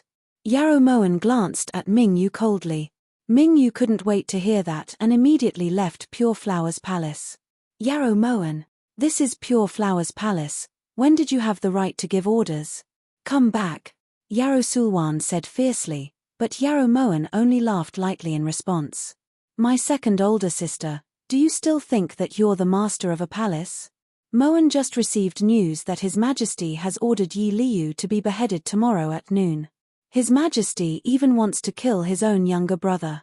Do you think you'll be spared? Yarrow Moen couldn't help but shake her head. Then she sashayed over to the chaise lounge and sat down. He should have died long ago. If it wasn't for him, Ben Gong wouldn't have lost so badly this time. Yarrow Sulwan stood up angrily and glared at Yarrow Moen. Second older sister's words are a little ungrateful. Who did Yi Liu do this for? Wasn't it because he wanted to get revenge for you? Yarrow Moen deliberately raised her voice so that the person in the dark could hear her clearly. Pa. If Ben Gong had known that he was such a good-for-nothing, Ben Gong wouldn't have asked him for help. Every time Yarrow Sulwan thought about the scene in the shack, she would curse from the bottom of her heart. Even now, her body was still faintly aching. Second older sister is too heartless.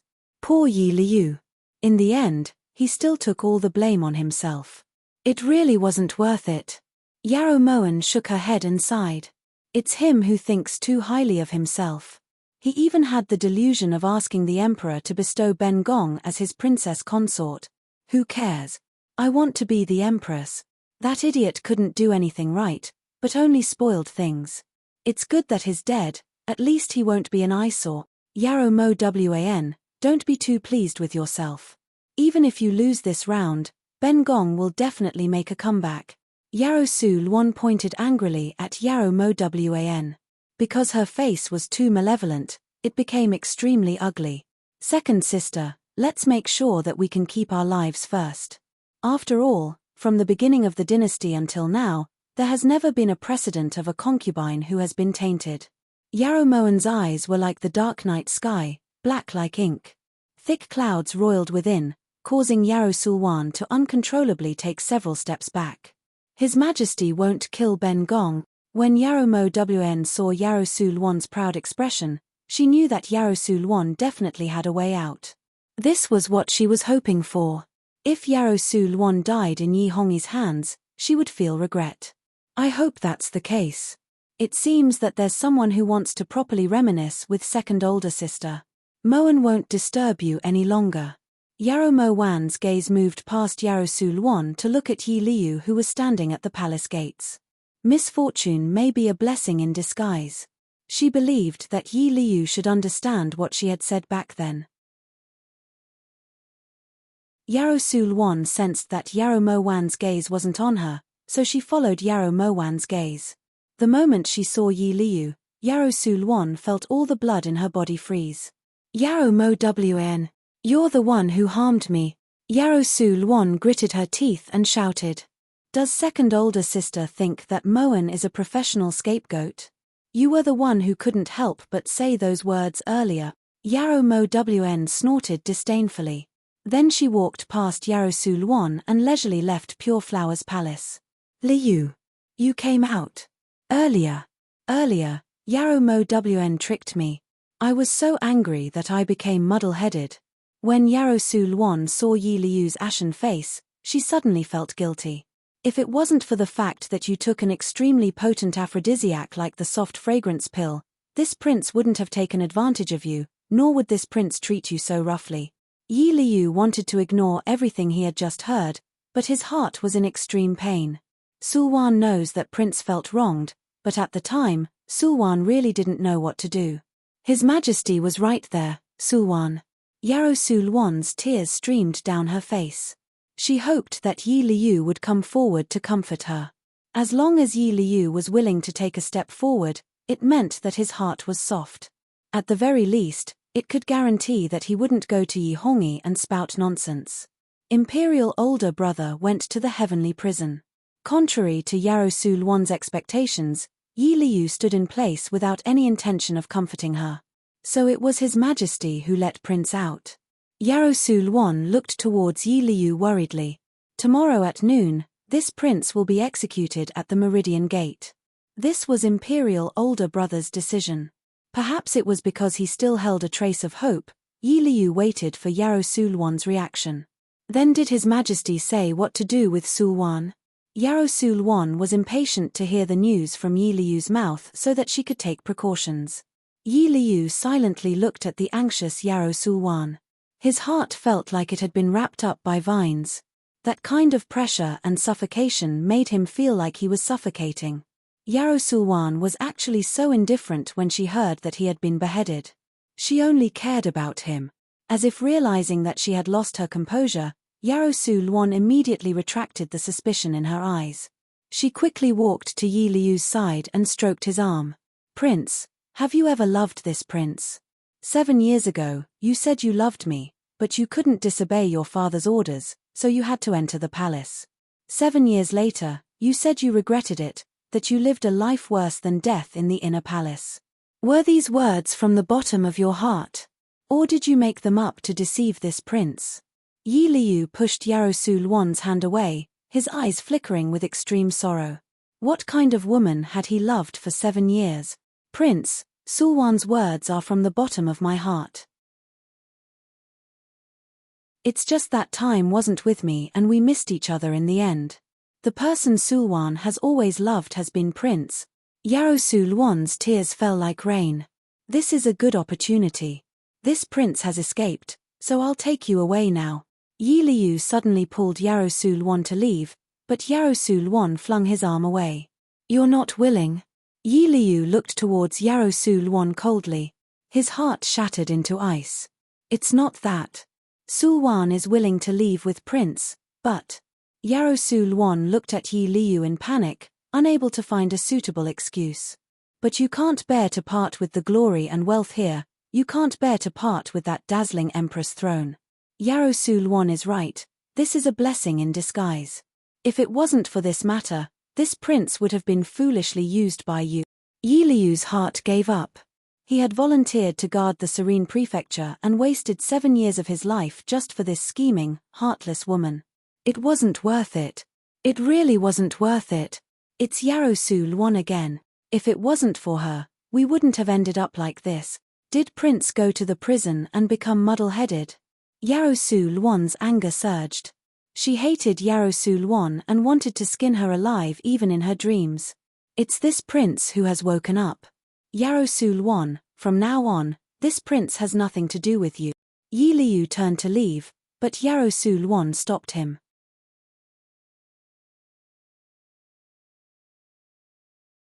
Chapter 151. Prince. Did His Majesty say how he was going to deal with Sulwan? Yarou Sulwan looked towards Yi Liu expectantly. Yi Liu stood there for a long time before finally speaking. "This prince has already taken all the blame in front of Imperial older brother, so please don't make things difficult for you. However, you should know better than this prince what kind of person Imperial older brother is. Yarou Sulwan, take care of yourself." After saying this, Yi Liu left Pure Flower's palace without any hesitation. As Yarou Sulwan watched Yi Liu leave, her eyes gradually darkened. She knew Yi Hongyi's character all too well. Otherwise, she wouldn't have kept that trump card for herself. "Yarou Moan, it won't be that easy if you want to drag this consort down." In Guan Osprey Palace, Yin Shui repeated the entire conversation between Yi Liu and Yarou Sulwan to Yarou Moan. "Master," when this subordinate returned, Yi Liu had already left the imperial city. "Should we send someone to follow him?" asked Yin Shui. Although Yi Liu is a bit domineering, his crimes don't warrant death, so it's fine if he leaves. What this consort is worried about is that after this series of events, Yi Hongyi will point his spear at Junqing once more.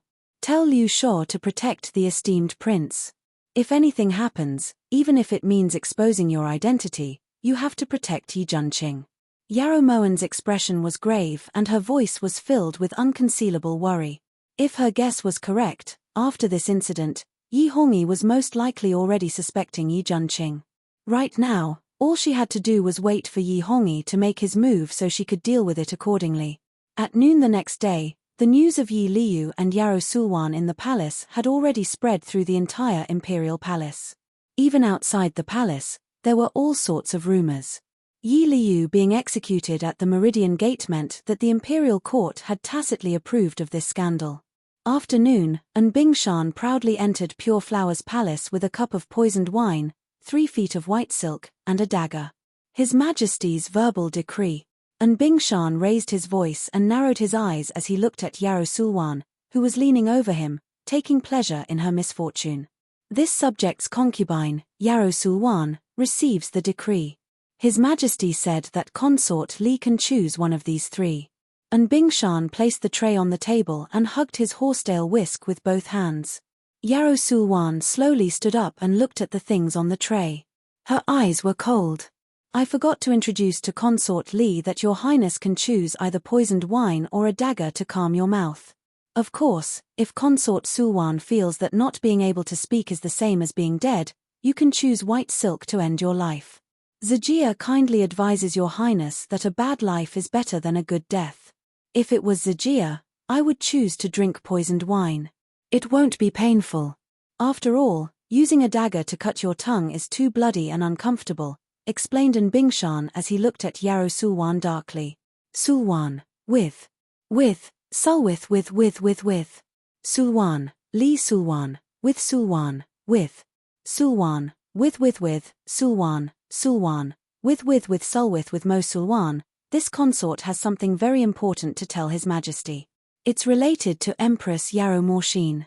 If His Majesty ends up in an awkward situation because of you, this consort believes that your end won't be any better than mine, warned Yarrow Sulwan coldly. The coldness in her eyes made An Bingshan hesitate. After staring at each other for a long time, An Bingshan decided not to take the risk and sent someone to report Yarrow Sulwan's words to Yi Hongyi. After about the time it takes for a stick of incense to burn, Yi Hongyi finally appeared in the main hall of Pure Flower's palace. Yarrow Sulwan already couldn't remember how long it had been since Yi Hongyi last appeared here. Your Majesty, Consort Li. An Bingshan was just about to speak when Yi Hongyi cut him off. Everyone, get out. An Bingshan, wait outside. Without our orders, no one is allowed to enter. Yi Hongyi's voice was as deep and deafening as a bell. An Bingshan knew that Yarrow Sulwan's words had definitely angered the emperor, so he immediately retreated out of Pure Flower's palace with the little eunuchs beside him. When the city gates caught fire, the fish in the moat would also be affected. He didn't want to be implicated for no reason. The moment the palace doors closed, Yi Hongyi charged in front of Yarrow Sulwan, grabbed her by the lapel with one hand and fiercely slammed her against the wall. Yarrow Sulwan, you dare threaten us? Yi Hongyi's black eyes turned cold as he glared angrily at Yarrow Sulwan. This concubine doesn't dare. This concubine only wants to preserve her life. Since she had already laid her cards on the table, Yarrow Sulwan didn't continue to be a yes-man. At this moment, her eyes were as clear as water as she calmly looked towards Yi Hongyi. Who else knows about Yarrow Morshin? Yi Hongyi was astonished by Yarrow Sulwan's calmness. He had underestimated this woman. If he had known earlier, after getting rid of Yarrow Morshin, he would have gotten rid of Yarrow Sulwan. Right now, only His Majesty and Sulwan know. However, if anything happens to Sulwan, even if she only becomes mute, then the news of His Majesty harming the Empress and his own flesh and blood will spread through all of Great Chu. Everyone will know. The corners of Yarrow Sulwan's lips curved slightly. In Yi Hongyi's eyes, besides anger, she also saw fear. And this fear was what allowed her to survive. Yarrow Sulwan, if you dare to speak nonsense, we will confiscate Yarrow residents and exterminate your 9 generations. Yi Hongyi's grip on Yarrow Sulwan's lapel tightened even more. An unprecedented feeling of suffocation engulfed Yarrow Sulwan's chest. All right. At that time, Sulwan doesn't even need to do anything and we can get rid of that heartless Yarrow Junting, as well as that Yarrow Moen who deserves to be killed 1,000 times. How satisfying. Your Majesty should give the decree now. Sulwan can't wait any longer. Yarrow Sulwan's face gradually turned purple, but she spoke happily. Yarrow Sulwan, you're truly malicious. Yi Hongyi clenched his teeth, his fingers gripping Yarrow Sulwan's neck. At this moment, he really wanted to break Yarrow Sulwan's snow-white neck. However, at the last moment, Yi Hongyi fiercely threw Yarrow Sulwan to the ground. He couldn't take the risk. If the matter of Yarrow Morshin got out, it would definitely be used by those with ulterior motives. At that time, his empire would be in danger. Cough cough. Sulwan is malicious. Your Majesty, don't forget. Back then, who was the one who instructed Sulwan to spread the rumor that Yarrow Morshin's merits were greater than the emperor's and that a woman had usurped power? Who was the one who gave Sulwan the evidence and had Sulwan accuse He Lianxiong of plotting a rebellion? And also, Lan Xian, who was the one who told Sulwan to find the so-called witness? Yi Hongyi, in terms of maliciousness, Sulwan can't compare to even 1/10,000th of you. Sulwan fiercely breathed in the air and revealed everything that had happened that day. You did all of this willingly. Could it be that you never thought about making Yarrow Morshin die without a burial place and replacing her yourself? Yi Hongyi was about to go crazy when Yarrow Sulwan exposed his ugly deeds. If Sulwan didn't have such intentions, why would His Majesty choose to have Sulwan participate in those disgusting things of yours that couldn't see the light of day? Sulwan did everything for you, but what did I get in return? Yarrow Sulwan wantonly roared as she questioned him angrily. At this time, the last thing she needed was to show weakness in front of Yi Hongyi. Zhen conferred you the title of Imperial Noble Consort. This is extremely benevolent and righteous. Yi Hongyi's gaze was cold as he roared ruthlessly. Imperial Noble Consort? That's right. If His Majesty hadn't reminded her, Sulwan wouldn't have remembered she had this title. Back then, in order to suppress Huan Heng, His Majesty had forced Sulwan to give up the child to frame Huan Kia. After things went against his wishes, His Majesty actually cleared himself of Sulwan and abandoned Sulwan. How could His Majesty be worthy of Sulwan? How could he be worthy of your own flesh and blood? Whenever she thought of the child she had personally aborted, Yarrow Sulwan's heart felt like it was being squeezed by someone. Yarrow Sulwan, don't forget. You were the one who drank the saffron. Zhen's knife wasn't pressed against your neck. For the sake of the position of Empress, you were willing to kill your own child. Your heart isn't that much more virtuous than Zhen's. Yi Hongyi snorted disdainfully as he coldly glanced at Yarrow Sulwan. Heh, since your Majesty has said this, there's no harm in Sulwan speaking frankly. If your Majesty forces Sulwan into a corner, Sulwan would rather fight to the death than accept death. Sulwan is only a woman. It's one thing for her to be cursed at by tens of thousands of people, but your Majesty is different. It's best for your Majesty to think clearly and not do something you'll regret. Yarrow Sulwan fiercely stomped on the ground as she stood up, her voice filled with provocation.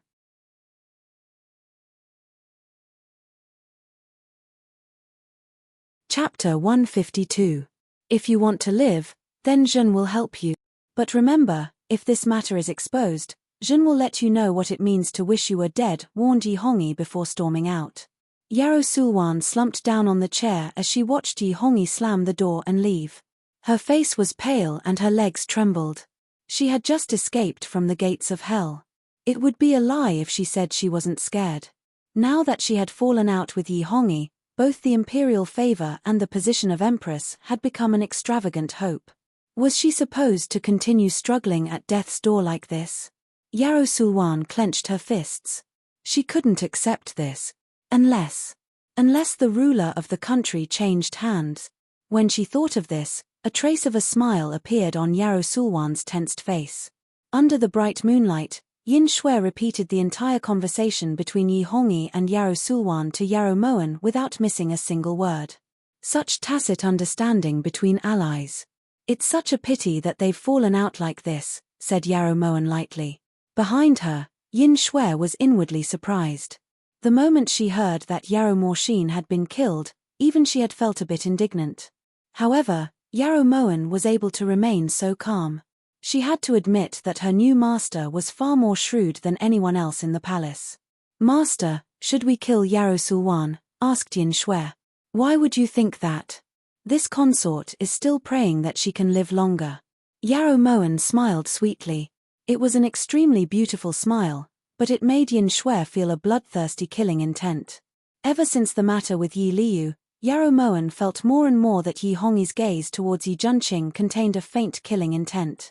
This made her extremely worried. Fortunately, Yin Shui discovered that Yi Hongyi had secretly hidden the Prince of Qi, Feng Duo. This discovery made Yarrow Moen sigh of relief.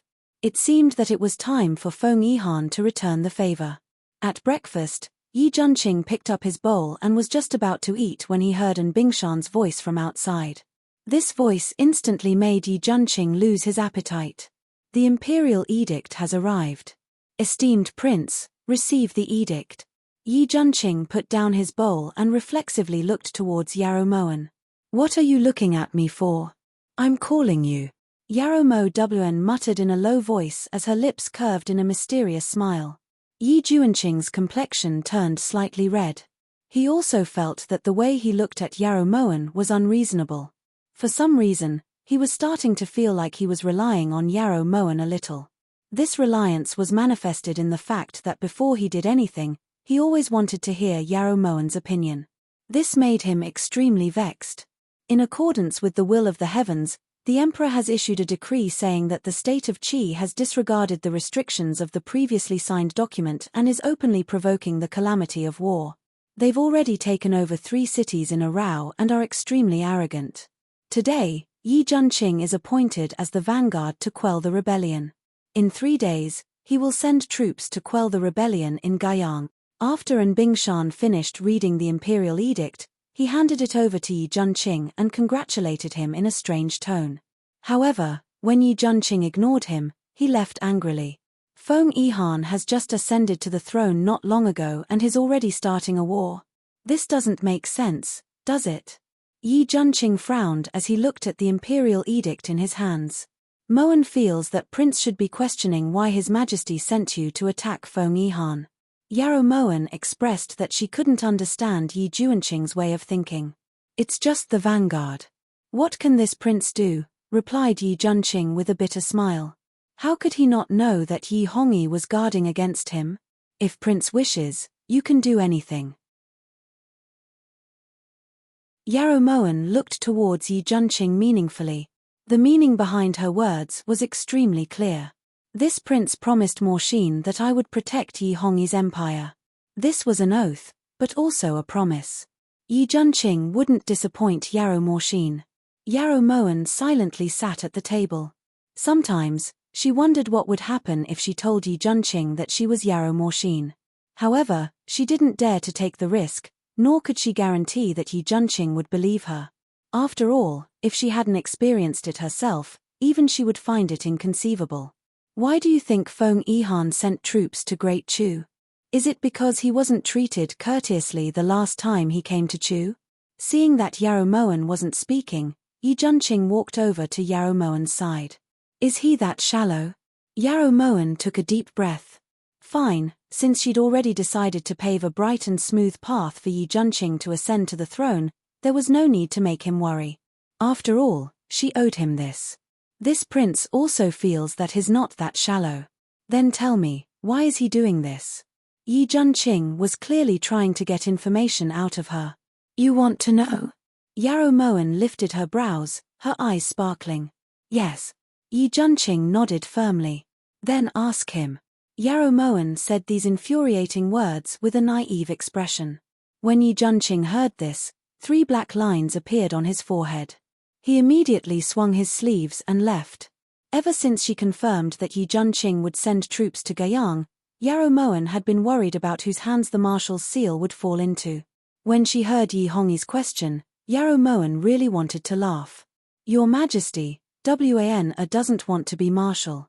I don't want to leave Your Majesty. Yarrow Moen leaned coyly into Yi Hongyi's embrace. The stone in her heart had finally been lifted. However, she still couldn't understand why Yi Hongyi had given her the marshal's seal. Jin has never begged Wan for anything. This time, Jin is begging Wan, alright? Yi Hongyi twirled a lock of hair in front of Yarrow Moen's chest as he spoke lovingly. But Wan has never been a marshal before, so I don't know how to be one. Yarrow Moen blinked as she asked this. It's fine. You just have to remember that everyone has to listen to you. Whatever you tell them to do, they have to do it, including Yi Junqing. Understood. Yi Hongyi explained patiently. But Wan is very stupid and doesn't know how to fight. What if I lose? Yarrow Moen pressed 2 fingers together, her expression incomparably sorrowful. It's good if I lose. If I lose, it means that WN isn't a competitive person. Yi Hongyi nodded earnestly without any hint of ridicule. In this instant, Yarrow Moen understood. The reason Yi Hongyi had given her the position of marshal was because he wanted to lose this battle. Previously, when Feng Yihan had gone to Great Chu, Yi Junqing had always accompanied him. Now that Feng Yihan had sent out troops, if Yi Junqing lost, he would be considered to have colluded with the country. This crime was enough to take Yi Junqing's life. WAN has never been competitive. Yarrow Moen nodded firmly with a slight smile. Then WN agrees to Zhen. Yi Hongyi looked happily at Yarrow Moen. That pure face without a trace of impurity was breathtakingly beautiful. Whatever your majesty tells WN to do, WN will do. Yarrow Moen nodded seriously.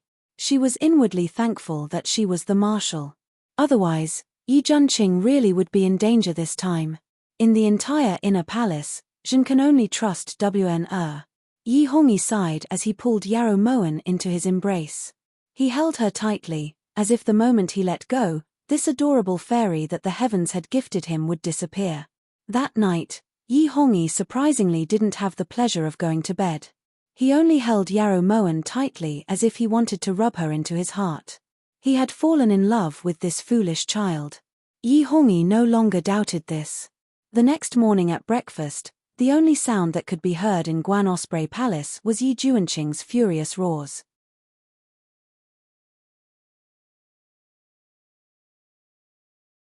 Chapter 153. Did His Majesty take the wrong medicine? How could he make you a marshal? You're a woman. Yi Junqing looked at the imperial edict in his hands. It felt like the world was ending.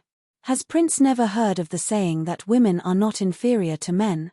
Yarrow Moen had expected this reaction from Yi Junqing, so her expression remained calm.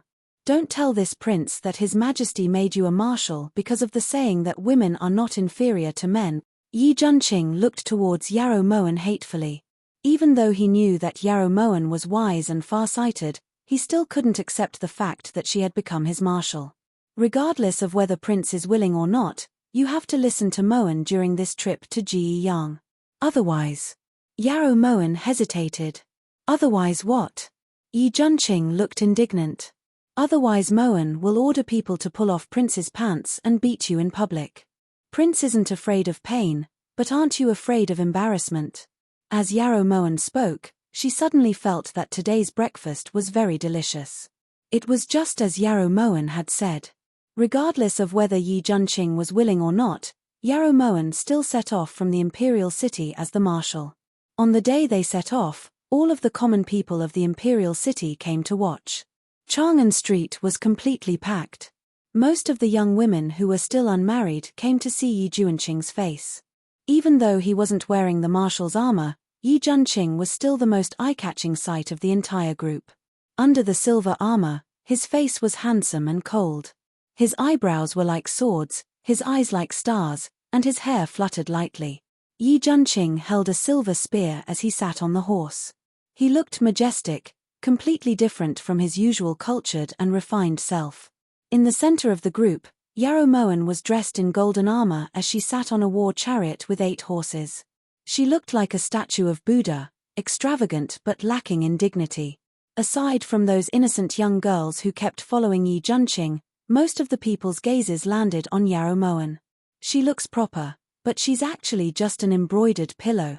Commented passerby A. She looks like an embroidered pillow, but she's actually just a pile of fodder. Sighed passerby B. Fodder still has some use. There's a problem with your analogy R. Passerby 3's implied meaning was that Yarrow Mo Wn wasn't even comparable to a pile of fodder. The entire imperial city, even the entire Great Chu, knew that the most beloved woman of the emperor, noble consort Yarrow, was a fool. Letting a fool be the marshal, if it wasn't because the emperor had a screw loose, then it was because the world had gone crazy. Yarrow Moen sat leisurely on the shining golden chariot. Her clear eyes swept over the disappointed and disdainful gazes of the surrounding commoners as she sighed ruefully. Yi Hongyi had truly made a mistake. He had only been thinking about how to get rid of Yi Junqing, but he hadn't considered that having a fool as the marshal would not only cause him to lose the morale of the army, he would also lose the hearts of the people. Doing this was no different from destroying the Great Wall. This expedition would be an important step for Yi Junqing to ascend to the throne. The army left the imperial city in a grandiose manner, heading straight for Guiyang. Before leaving, Yarrow Moen had Liu Xing stay in the palace. Whether it was Yarrow Sulwan or Yarrow Xiong residence, there had to be people watching over him. Since Yarrow Sulwan had already gone crazy, Yarrow Moen had deliberately left Liu Shuo behind to protect Liu Xing. Yarrow Moen had already felt incredibly guilty when Tingyu had gotten injured last time. She had once vowed that as long as someone treated her wholeheartedly, she would treat them wholeheartedly. Not even 2 days after leaving the imperial city, the army encountered a torrential downpour. Yi Junqing ordered the army to temporarily slow down and set up tents in the forest they passed by. Under the military order, in less than a quarter of an hour, several hundred tents had been set up in the forest. Out of all of the tents, Yarrow Moen's was the most luxurious. The tent was made of silk and had crystal tassels.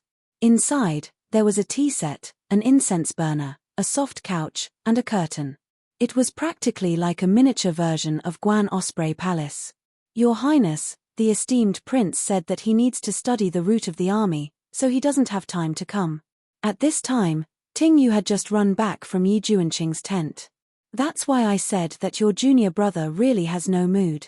It's drizzling outside, so it's the perfect time to sip tea and enjoy the scenery. The most important thing right now is to not waste this beautiful scenery. Yarrow Moen looked towards the red-clothed Yang Nanxing with hidden bitterness and shook her head helplessly. Ahem. Your mood is truly unique. Normal people really can't keep up with it. Yang Nanxing listened to the sound of the torrential downpour outside as he commented sincerely. Go tell the esteemed prince that this is a military order. If he doesn't come, this marshal will personally flog him. Yarrow Moen ignored Yang Nanxing's ridicule and turned to look towards Tingyu. Just as Tingyu was about to leave the tent, Yarrow Moen added, remember to remind him that he'll be flogged with his pants off. Yarrow Moen's words caused Yang Nanxing, who was sitting in front of her, to feel flustered. Just what kind of miserable life had his junior brother been living? Thus, Yang Nanxing decided to let bygones be bygones about Yi Junqing swindling him out of the 9 revivals pill.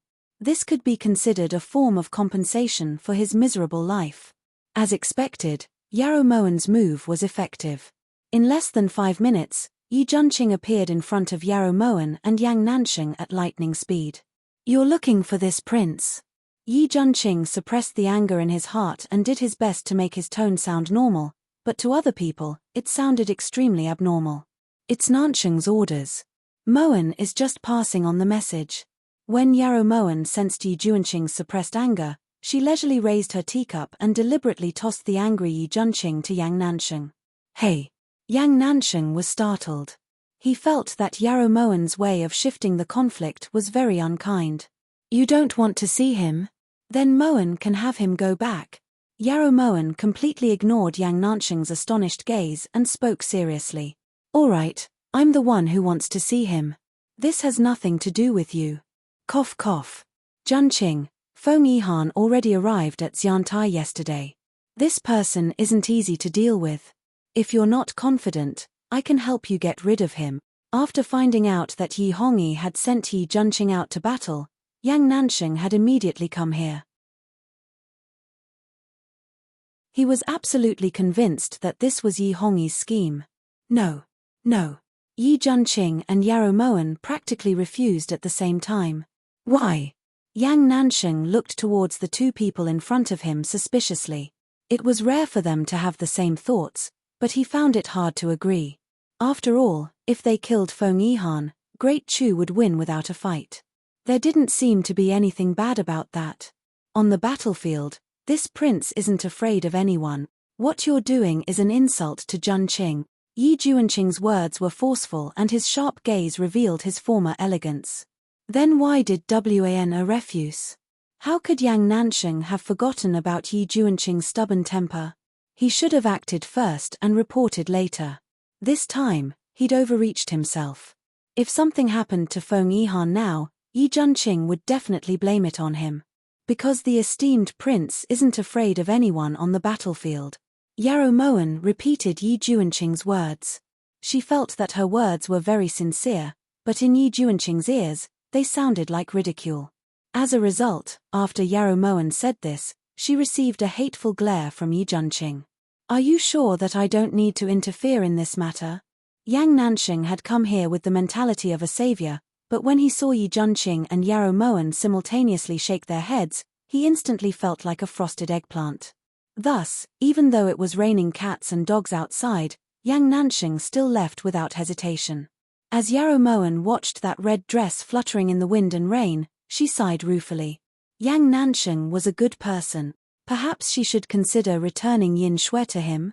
However, the moment this thought appeared in Yarrow Moen's mind, she felt like there were 10,000 little fairies clamoring in her ears. Are you stupid?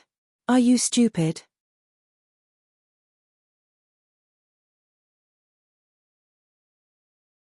Chapter 154.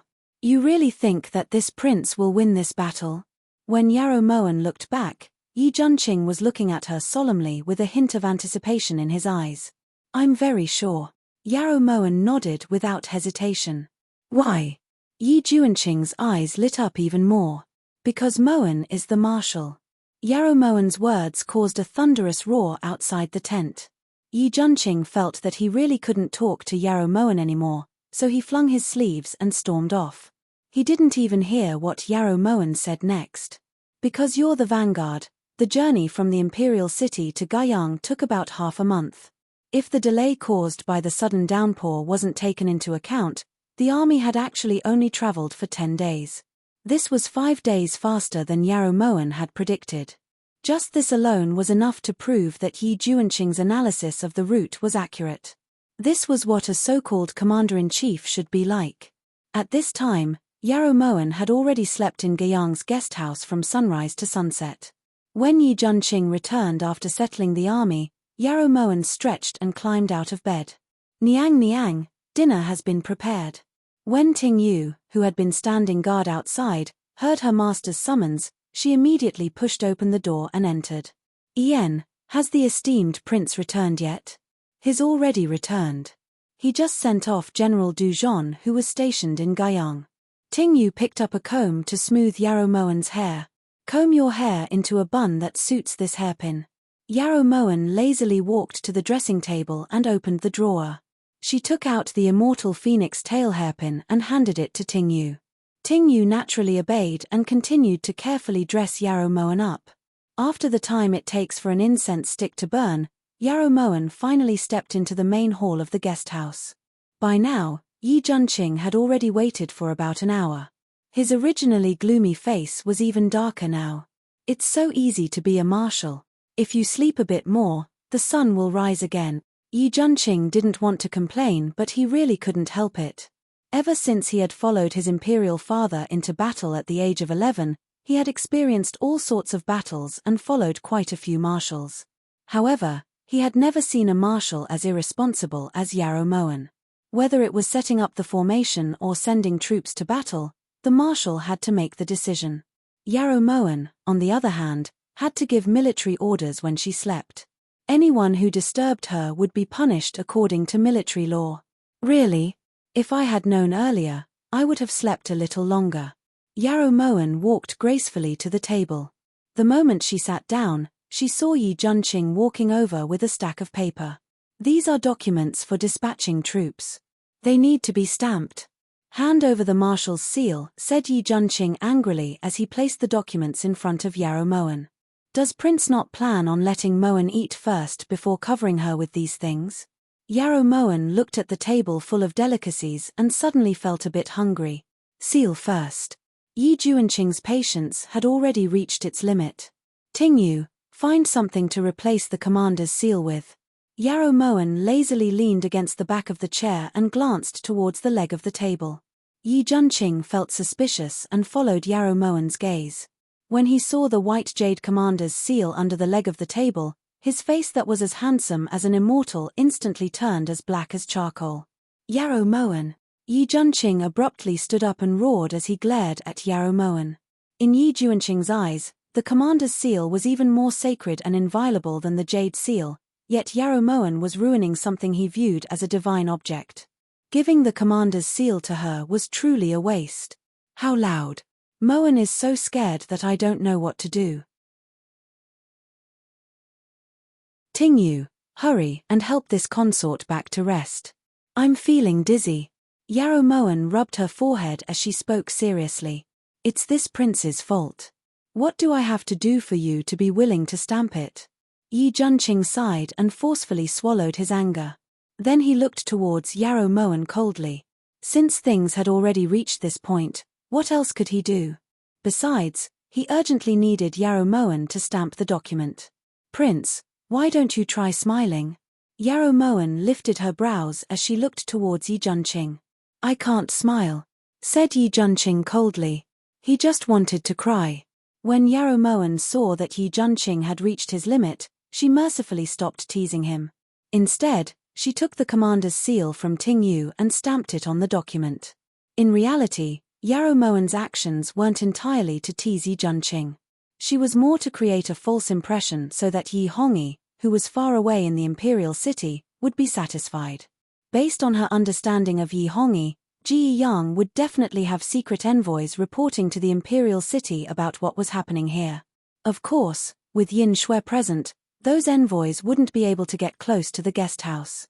It's done stamping. Is Prince satisfied now? When Yarrow Moen handed the commander's seal to Tingyu, Yi Junqing had already taken the document. Just as Yi Junqing was about to leave, he suddenly noticed the immortal phoenix tail hairpin in Yarrow Moen's hair. Why is this on your head? Yi Junqing clearly remembered that he had already tossed it into the dry well not far from Guan Osprey Palace. Fortunately, the one Moen gave Prince was only an imitation. Otherwise, it would truly be a pity if such a precious thing were to be buried in a dry well. Yarrow Moen stroked the immortal phoenix tail hairpin as she said this in relief. When Yi Junqing heard this, 3 black lines appeared on his forehead and he looked towards Yarrow Moen with clenched teeth. The one you gave this prince was fake. Yi Junqing was shocked and cursed Yarrow Moen 10,000 times. There was no lower limit to black-bellied shamelessness. Of course it's fake. Prince couldn't tell. Yi Junqing was already immune to Yarrow Moen's innocent appearance. At this time, Yi Junqing was fiercely suppressing the anger in his heart. He really wished that Yarrow Moen was a man. That way, he could vent his anger without restraint. In reality, if Prince wanted to attack, Moen wouldn't retaliate. However, is Prince certain that you can defeat Yin Shui? Yarrow Moen seemed to have seen through Yi Junqing's thoughts and added insult to injury. Yi Junqing took a deep breath and forced himself to comfort himself with the phrase a good man doesn't fight with a woman. Fine, he admitted that he wasn't a match for Yin Shui. Just as Yi Junqing was about to turn around and leave, he suddenly heard the meow of a cat. Jewel, you even brought a cat. When he saw the snow-white kitten squatting at the entrance, Yi Junqing's heart, which had calmed down a little, instantly flared up. Did she think that he was here to have fun?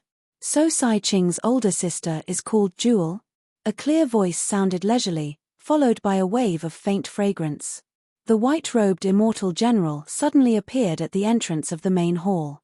His handsome features were well-defined, his face was like jade, his eyes were resplendent, his nose was high, and his lips were smiling. Feng Yihan bent down slightly to pick up the little kitten called Sai Qing. He stepped into the main hall and walked leisurely towards Yi Junqing. Esteemed Prince, long time no see. Feng Yihan ignored Yi Junqing's shock and turned to sit down next to Yarrow Moen. As soon as Yihan got the news that Consort Yarrow was coming, he immediately got up and brought Sai Qing to Xiantai. It's just that Consort Yarrow made Yihan wait for so long. She clearly arrived yesterday, but Yihan just had to wait until tonight. Feng Yihan's complaint sounded extremely ambiguous. At this time, Yi Junqing, who was about to go berserk, suddenly changed his mind. He turned around and sat down next to Yarrow Moen. You called him over? Yi Junqing couldn't wait to ask the obvious question. King Qi is too considerate. Moen really didn't think that King Qi would personally come to Xiantai and bring Sai Qing over. Yarrow Moen ignored Yi Juanqing's question and immediately pulled Sai Qing over from Feng Yihan's arms. She gave her a fierce kiss. Yihan wouldn't miss any chance to see Moen, said Feng Yihan gently. Yarrow Moen glanced at Feng Yihan's eyes. They were resplendent and no longer had the sorrow and forbearance from before.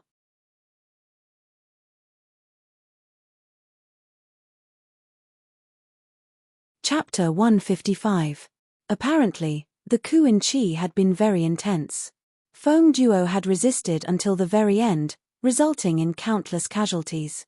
The old king of Qi had also been placed under house arrest by Feng Yihan.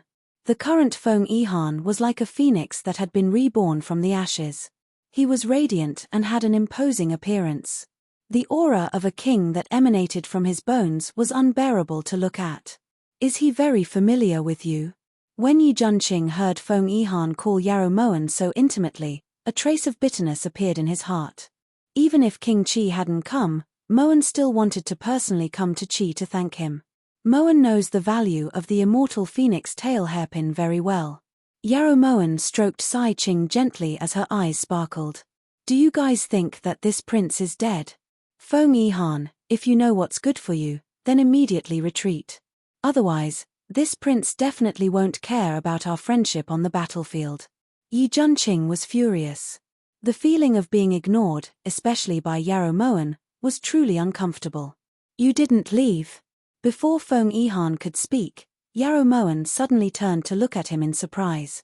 Yarrow Moen's question almost caused Yi Juanqing to fall to the ground. He was a living person, could she not see? Was she blind? Was she? Esteemed prince, you don't have to worry about this. Even if Yihan cares about our friendship, it wouldn't be prince's friendship. Furthermore, Yihan is the ruler of a country, so he wouldn't appear on the battlefield, said Feng Yihan lightly, his gaze never leaving Yarrow Moen for even a second. This prince won't just take back 3 prefectures. Yi Juanqing looked towards Feng Yihan proudly. No matter who it was, they had to pay the price for invading Great Chu. Yihan will wait and see. Feng Yihan looked towards Yi Juanqing indifferently as if he didn't care about Yi Juanqing's threat. This is Guiyang Guesthouse after all. King Qi shouldn't stay for long. Marshal Mo, given the current situation, Juanqing has reason to believe that you're selling out the country. Yi Juanqing stood up angrily, his gaze cold. Any normal person would think that. Yarrow Moen nodded slightly in agreement. Yarrow Moen's reaction completely infuriated Yi Juanqing. He suspected that if he stayed any longer, he wouldn't be able to stop himself from attacking, so he got up and left. Feng Yihan couldn't help but feel disappointed as he watched Yi Juanqing's figure fade out of sight. Yi Juanqing doesn't know how lucky he is. Yihan is really envious. Yihan really is envious. Feng Yihan's clear eyes returned to Yarrow Moen and a hint of ambiguity flashed through them. Based on his feelings for eldest sister, it's worth Moen risking her life for him. In front of Feng Yihan, Yarrow Moen didn't hold back from admitting that she treated Yi Juanqing differently. Yihan has repaid this favor, but from Yi Juanqing's words, it seems that it's not just about taking back 3 cities. Feng Yihan looked towards Yarrow Moen meaningfully. 500,000 gold taels for Qislinqi Prefecture, how about it? Yarrow Mo Wn went straight to the point and got right to the point. King Yihan, Jin Tu, Qi, Yun. It's not worth much in King Qi's eyes, but in Moen's eyes, it's priceless. This was the first time Yi Juanqing was going out to battle after becoming dispirited. Not only did Yarrow Moen want Yi Juanqing to obtain a complete victory, she also wanted Yi Juanqing's name to shine again. She wanted all of Great Chu's soldiers to know that Yi Juanqing was an irreplaceable existence in Great Chu. What do you get in the end for doing all this for Yi Juanqing? Feng Yihan couldn't help but want to know. Don't worry. Yarrow Moen's lips curved slightly, but there was a hint of sorrow in her smile. The next day, when Yi Juanqing appeared in the main hall, Tingyu rushed over. Prince, something big has happened. Her Highness has disappeared. Tingyu's eyes were red. Even though she was standing, her body was still trembling. What do you mean by disappeared? Yi Junqing furrowed his brows as he looked towards Ting Yu. Prince, this servant is telling the truth. Her Highness was a bit drunk last night, so this servant helped her back to her room to rest. This morning, this servant waited for a long time but didn't see her wake up. When this servant opened the door, she wasn't in the room at all.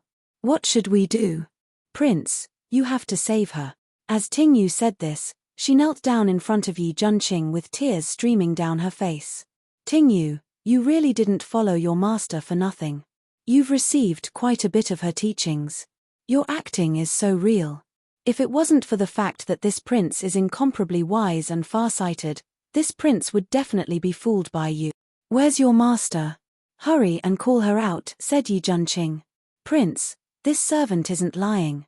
Her Highness really has disappeared. Ting Yu kowtowed fiercely as she sobbed. With Yin Shui here, she can only make other people disappear. How could she have disappeared? If you don't call her out, this prince will personally go, Yi Junqing said angrily. Just as he was about to step into the bedroom, he saw Yin Shui appear in front of him like a ghost. Replying Prince, Master really has disappeared. Yesterday, Yin Shui had been protecting Master the entire time, but after midnight, King Qi suddenly came to visit and said that he had something important to discuss with Master. Master hesitated for a long time, but in the end, she gave Yin Shui a secret signal and didn't allow Yin Shui to follow. Even now, Yin Shui still hasn't discovered that Master has returned. She's probably captured by King Qi, said Yin Shui with a pained expression. Really? Yi Junqing's heart shook as he looked towards Yin Shui in doubt. Prince doesn't trust Yin Shui? Yin Shui furrowed her brows in disappointment. Then why didn't you go save her? Yi Junqing was still doubtful. After all, he had known Yarrow Moen for so long, and she was the only one who made others suffer. No one had ever been able to take advantage of her. Yin Shui just returned from Xiantai. Feng Yihan was there, but he didn't find any traces of Master. Yin Shui didn't dare to beat the grass and startle the snake, so she came back to report to Prince, said Yin Shui calmly. Feng Yihan, he's actually biting the hand that fed him, roared Yi Junqing. Then he strode out of the main hall. Only when Yi Junqing was far away did Ting Yu walk over to Yin Shui's side. Thank goodness you were here. Ting Yu rubbed her chest. Her heart was still thumping wildly. After all, it really wasn't easy to lie under Yi Junqing's sharp gaze. This is the first time Yin Shui has ever lied in her life. Yin Shui felt a bit sad. But it definitely won't be the last. It'll be fine once you get used to it. We all need to temper ourselves. Ting Yu's consolation caused Yin Shui to feel even sadder. Before Yi Junqing could think of a countermeasure, the news of Yarrow Moen being captured had already been exposed. The officers in the army were more delighted than sympathetic. To them, this wasn't a bad thing. After all, no one was willing to listen to an idiot. Compared to Yarrow Moen, Yi Junqing was more popular. The news quickly spread to the imperial city. 3 days later, an urgent imperial edict was sent to Guiyang. By the will of the heavens, the emperor declares, we have learned that Consort Yarrow has been captured and are enraged. Yi Junqing failed to protect his master and should be severely punished. Out of concern for Consort Yarrow, we have specially appointed Yi Junqing as the commander-in-chief. He must rescue Consort Yarrow safely. If anything happens to Consort Yarrow, Yi Junqing shall take his own life on the spot. When the eunuch finished reading the imperial edict, all of the attendants in the guest house had furious expressions. Only Yi Junqing calmly accepted the imperial edict. If anything happens to Yarrow Moen, he would personally apologize in front of Morshine. This was what Yi Junqing thought.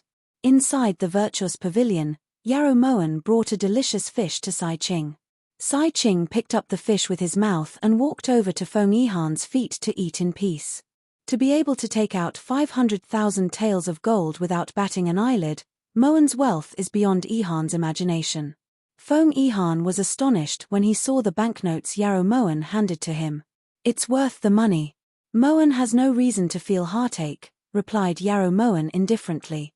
The money and goods were settled so that Feng Yihan wouldn't have any sudden changes.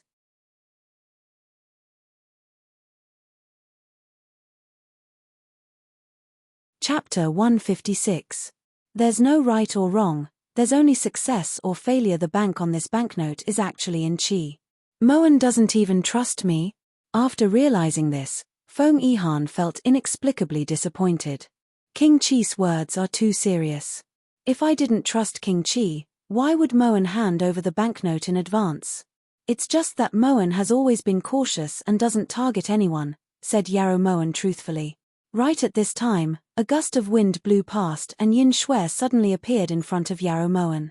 Reporting to Master, Yi Hongyi has decreed that Yi Junqing is to be the marshal and that he must rescue Master or commit suicide, reported Yin Shui. That's to be expected. Go back first and report immediately if there's anything. Yarrow Moen dismissed Yin Shui with a wave of her hand. Actually, Yihan feels that Yi Hongyi has treated you well. Helping Yi Junqing like this isn't very fair to him. Feng Yihan gave an objective evaluation from an outsider's point of view. There's no right or wrong in the struggle for the throne, there's only success or failure.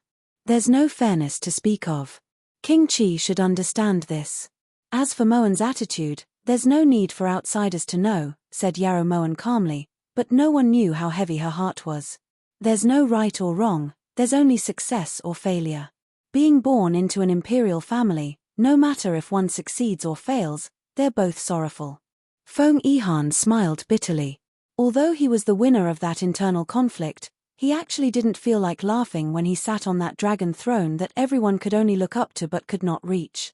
Being sorrowful is better than being sorrowful. Feng Duo is currently in the Chu Palace and is currently recruiting his former subordinates, waiting for an opportunity. Yarrow Moen took a deep breath and looked towards Feng Yihan. In the past, Feng Duo tried to kill me without any mercy, but today, I can't bear to do it myself. Feng Yihan smiled bitterly as he picked up Sai Qing, who was licking her lips after eating her fill, and said slowly, "It seems that Prince will owe Moen a favor." Yarrow Moen smiled knowingly. A favor from Feng Yihan wasn't something that just anyone could ask for. After receiving the imperial edict, Yi Junqing had tried to send greeting cards to Xiantai several times, but no matter if it was in his capacity as the esteemed prince or in private, Feng Yihan rejected them all. With no other choice, Yi Junqing finally decided to attack Xiantai 3 days after Yarrow Moen was captured. What Yi Junqing found inconceivable was that Virtuous Stage Chi's defense was disorderly and couldn't even withstand a single blow. After a day, he was already standing in the main hall of Virtuous Stage Guesthouse. Even so, the Chu army's morale was greatly boosted. Everyone in the army praised Yi Junqing for his godly military skills and that he truly lived up to his reputation as a legend on the battlefield. In the following 2 days, Yi Junqing continued to press his advantage and recaptured Jinmen and Nanchuan counties, continuing this legend. The soldiers and civilians of the 3 counties all referred to Yi Junqing as a war god. Only Yi Junqing himself knew that Feng Yihan definitely wasn't capable of this. He was intentionally going easy on them, but he couldn't understand what Feng Yihan's goal was. Inside Linshi Guesthouse, Yarrow Mo Wn rubbed her forehead as she dozed off. She had the habit of choosing her bed for a long time. She had changed 3 guest houses in 3 days and she really couldn't take it anymore. Do you think Yi Junqing won't suspect anything if we take down 3 cities in 3 days? Feng Yihan carried breakfast into the main hall. When he saw the dark circles around Yarrow Mo Wan's eyes, a trace of heartache welled up in his heart. However, Feng Yihan instantly suppressed that indescribable feeling because he knew that no matter how deep his feelings were, he wouldn't be able to obtain this woman's heart. Her heart was completely devoted to Yi Junqing. Unfortunately, after Feng Yihan lost his heart, he finally understood that if emotions could be suppressed, there wouldn't be so many unforgettable songs etched in his heart. After experiencing hundreds of battles, how could he not see the problem? But it doesn't matter, it's fine as long as the common people believe him. The effect Moen wanted has already appeared. I'm sure that the common people of Great Chu will be talking about Yi Junqing's miraculous feat of capturing 3 counties in 3 days. The current Yi Junqing's worth has doubled. Yarrow Mo Wn rubbed her forehead as a relieved smile appeared in her eyes. This crucial step had gone extremely smoothly for her. So you wanted to make Yi Junqing a god? This way, even if Yi Hongyi wanted to harm Yi Junqing, he'd still have to consider the opinions of the common people of Great Chu. Feng Yihan nodded in understanding, then placed the tray in front of Yarrow Mo Wan. To be able to have King Qi personally serve Moan food, this is the good fortune of several lifetimes. Yarrow Mo Wan appeared extremely relaxed now that the weight on her heart had been lifted. Is that so, if? Feng Yihan hesitated. He really wanted to say, if you're willing, you can serve it for a lifetime without a problem, but when the words reached his mouth, he swallowed them back down. If what? Yarrow Mo Wan lifted the ginseng porridge and asked reflexively. If Yi Junqing is able to take down Linshi in one day, I'm sure that this legend will definitely be spread to the point of being miraculous. Feng Yihan changed the subject. When Yarrow Mo Wan heard this, she slowly put down the ginseng porridge and looked straight at Feng Yihan. Am I wrong? Asked Feng Yihan when he saw the light in Yarrow Mo Wan's eyes. If you want this legend to be spread to the point of being miraculous, there's actually a better way. In the end, Feng Yihan didn't understand Yarrow Mo Wan at all. If it was Yi Junqing in her place, he would definitely make a run for it, because the word scheme was clearly written in Yarrow Mo Wan's eyes. What method? Asked Feng Yihan fearlessly. If Yi Junqing is able to take down Linshi in 3 days and capture King Qi at the same time, I'm sure that this matter will definitely shock the entire court. I'm sure this matter will shock all levels of society. Yarrow Moan's eyes were as bright as stars. It's shock the entire court. The common people of Darky will definitely think that their emperor is an idiot. Feng Yihan suddenly wanted to slap himself. Just by looking at Yarrow Mo Wan's expression, he could tell that this idea had come up with on the spur of the moment. Actually, Yihan feels that there's a saying that makes a lot of sense. A tree that stands out in the forest will be destroyed by the wind. A tree that stands out on the shore will be stirred up by the waves. Wanna, don't you think that raising Yi Junqing up too high is actually a kind of harm to him? Feng Yihan wanted to use all the methods he had to convince Yarrow Mo Wan to give up on this idea. Mo Wan, on the other hand, feels that sometimes, being harmed isn't a completely bad thing.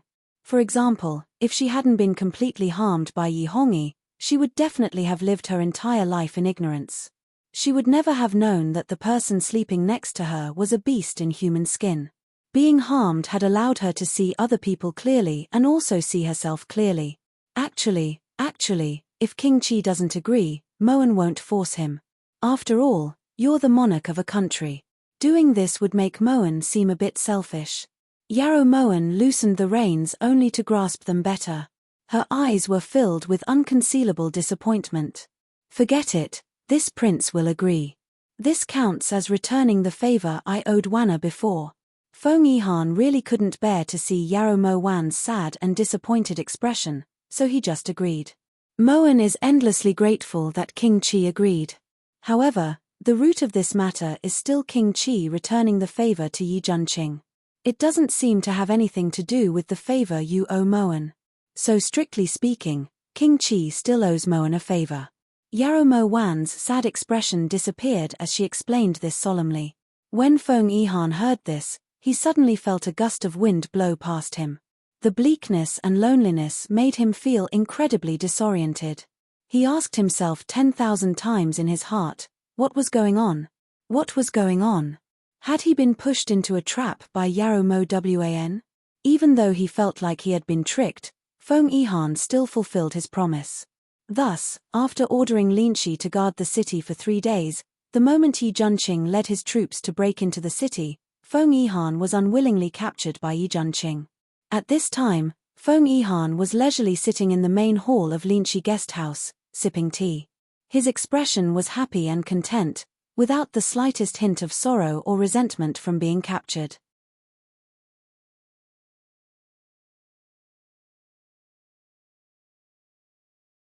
Chapter 157.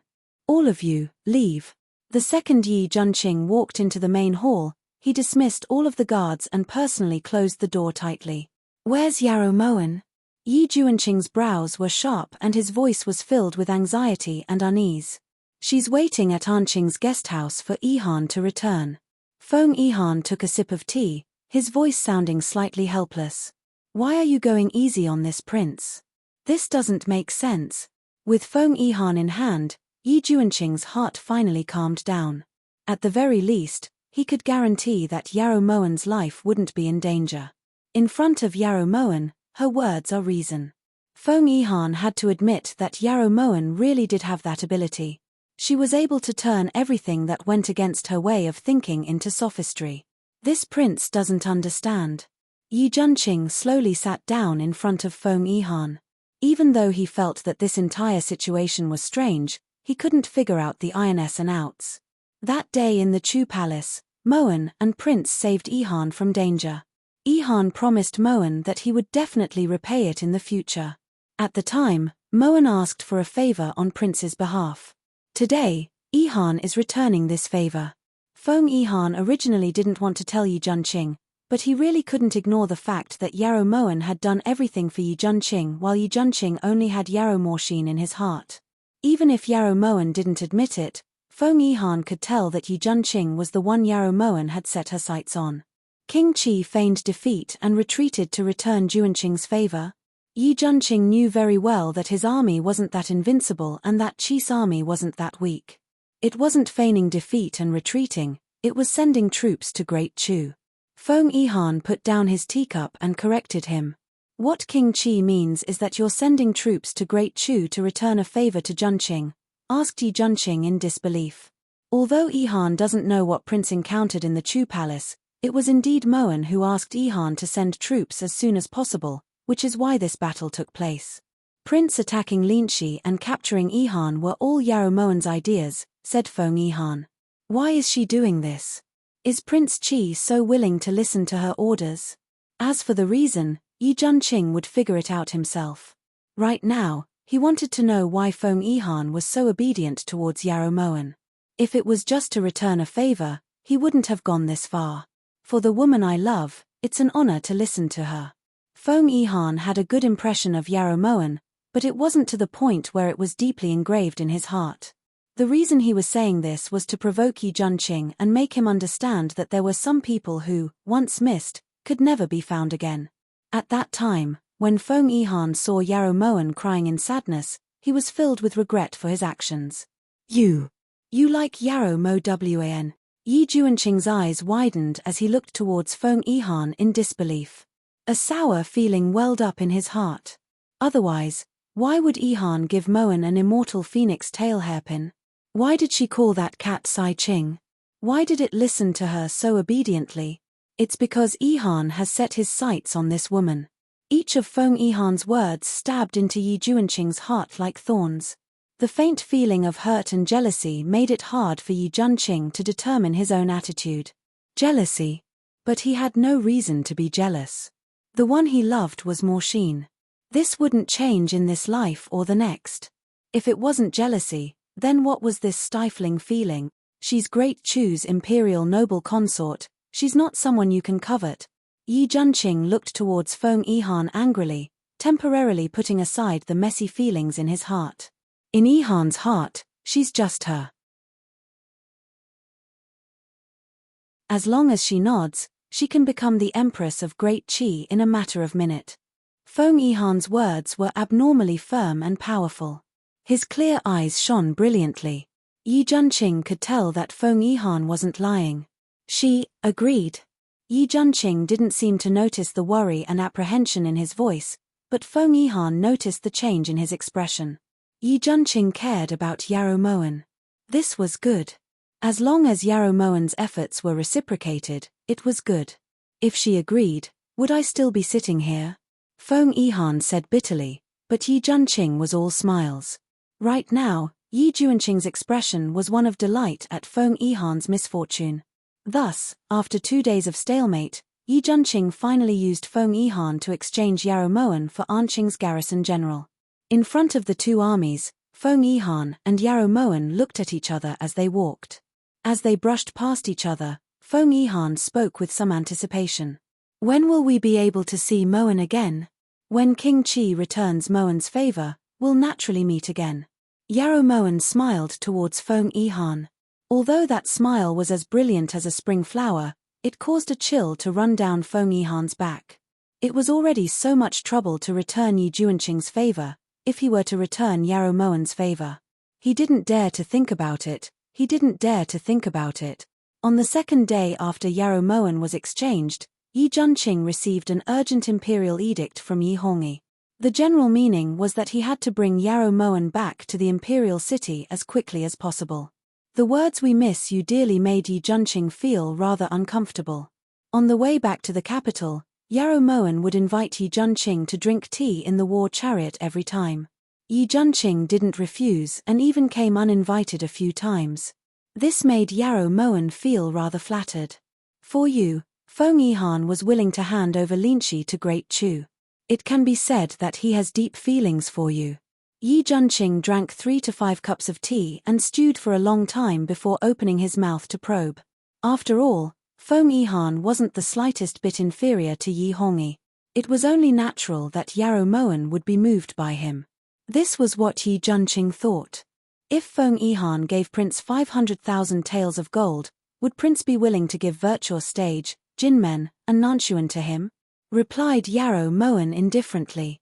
500,000 taels of gold? You gave him 500,000 taels of gold? Yi Juanqing immediately stood up and looked towards Yarrow Moen in disbelief. Prince's reaction isn't too slow. Yarrow Moen didn't deny the truth. 500,000 taels is enough to buy 50 Linshi. You're truly generous. You couldn't have fallen in love with Feng Yihan, right? Otherwise, how could you have fallen in love with him? Yi Juanqing suddenly sat back down in front of Yarrow Moen and looked towards her seriously. That's right. Otherwise why would I wear an immortal phoenix tail hairpin to see him? Yarrow Moen's cherry lips curved into a smile. She was like a little yellow flower blooming in a forest of greenery, swaying happily in the wind. Your Great Chu's imperial noble consort, how could you like Feng Yihan? Yi Juanqing looked towards Yarrow Moen angrily as if she had done something disgraceful. Your Great Chu's esteemed prince, don't you also like Yarrow Morshin? Yarrow Moen's words made Yi Juanqing speechless. When Yarrow Moen saw that Yi Juanqing was silent, she suddenly smiled. Don't worry, even if Moen likes you, she wouldn't like Feng Yihan. Linshi's value isn't just 500,000 taels of gold. 10 of the iron mines there are worth more than 500,000 taels. Yarrow Moen's sneaky expression caused Yi Juanqing's heart to turn cold. He just knew that the person who could take advantage of Yarrow Moen in this world hadn't appeared yet. At this moment, he couldn't help but sympathize with Feng Yihan. If he could see Yarrow Moen's expression right now, he might die from anger. How did you know that there were iron mines in Linshi? Yi Juanqing was skeptical. Moen's iron mines in Mongyuan are in short supply, so they naturally need to be developed. Moen obtained this information not too long ago. I didn't think that I would be able to seize this opportunity. Yarrow Moen was pleased with herself as she sipped her tea. Linshi is now under the imperial court, so the imperial court will personally mine it. It's not your turn. Yi Juanqing disapproved.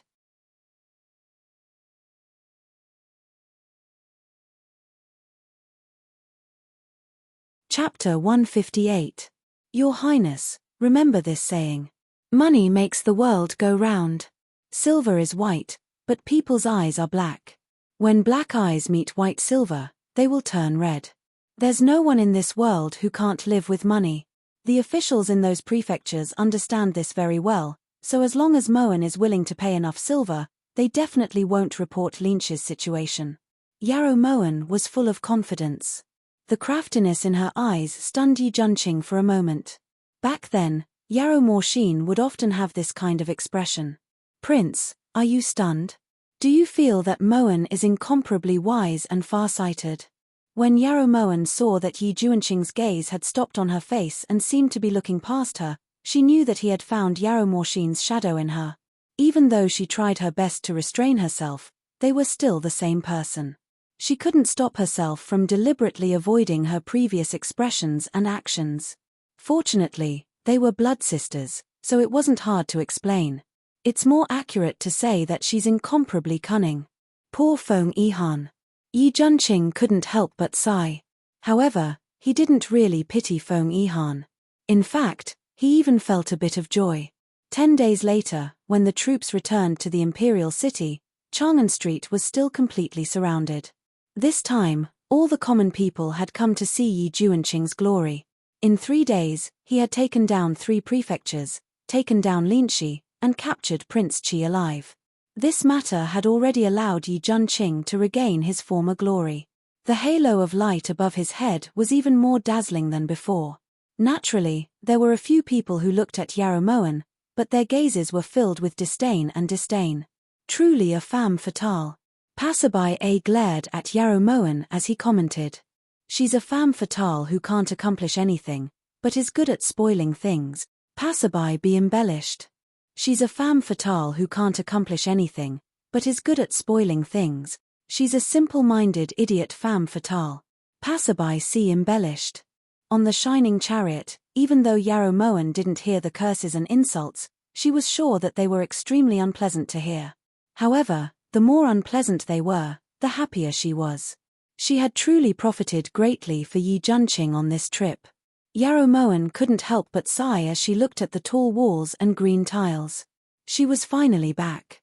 Yi Hongyi, Yarrow Sulwan, have you been well? As soon as they entered the palace, Yi Hongyi helped Yarrow Moen out of the palanquin with both hands and pulled her into his embrace.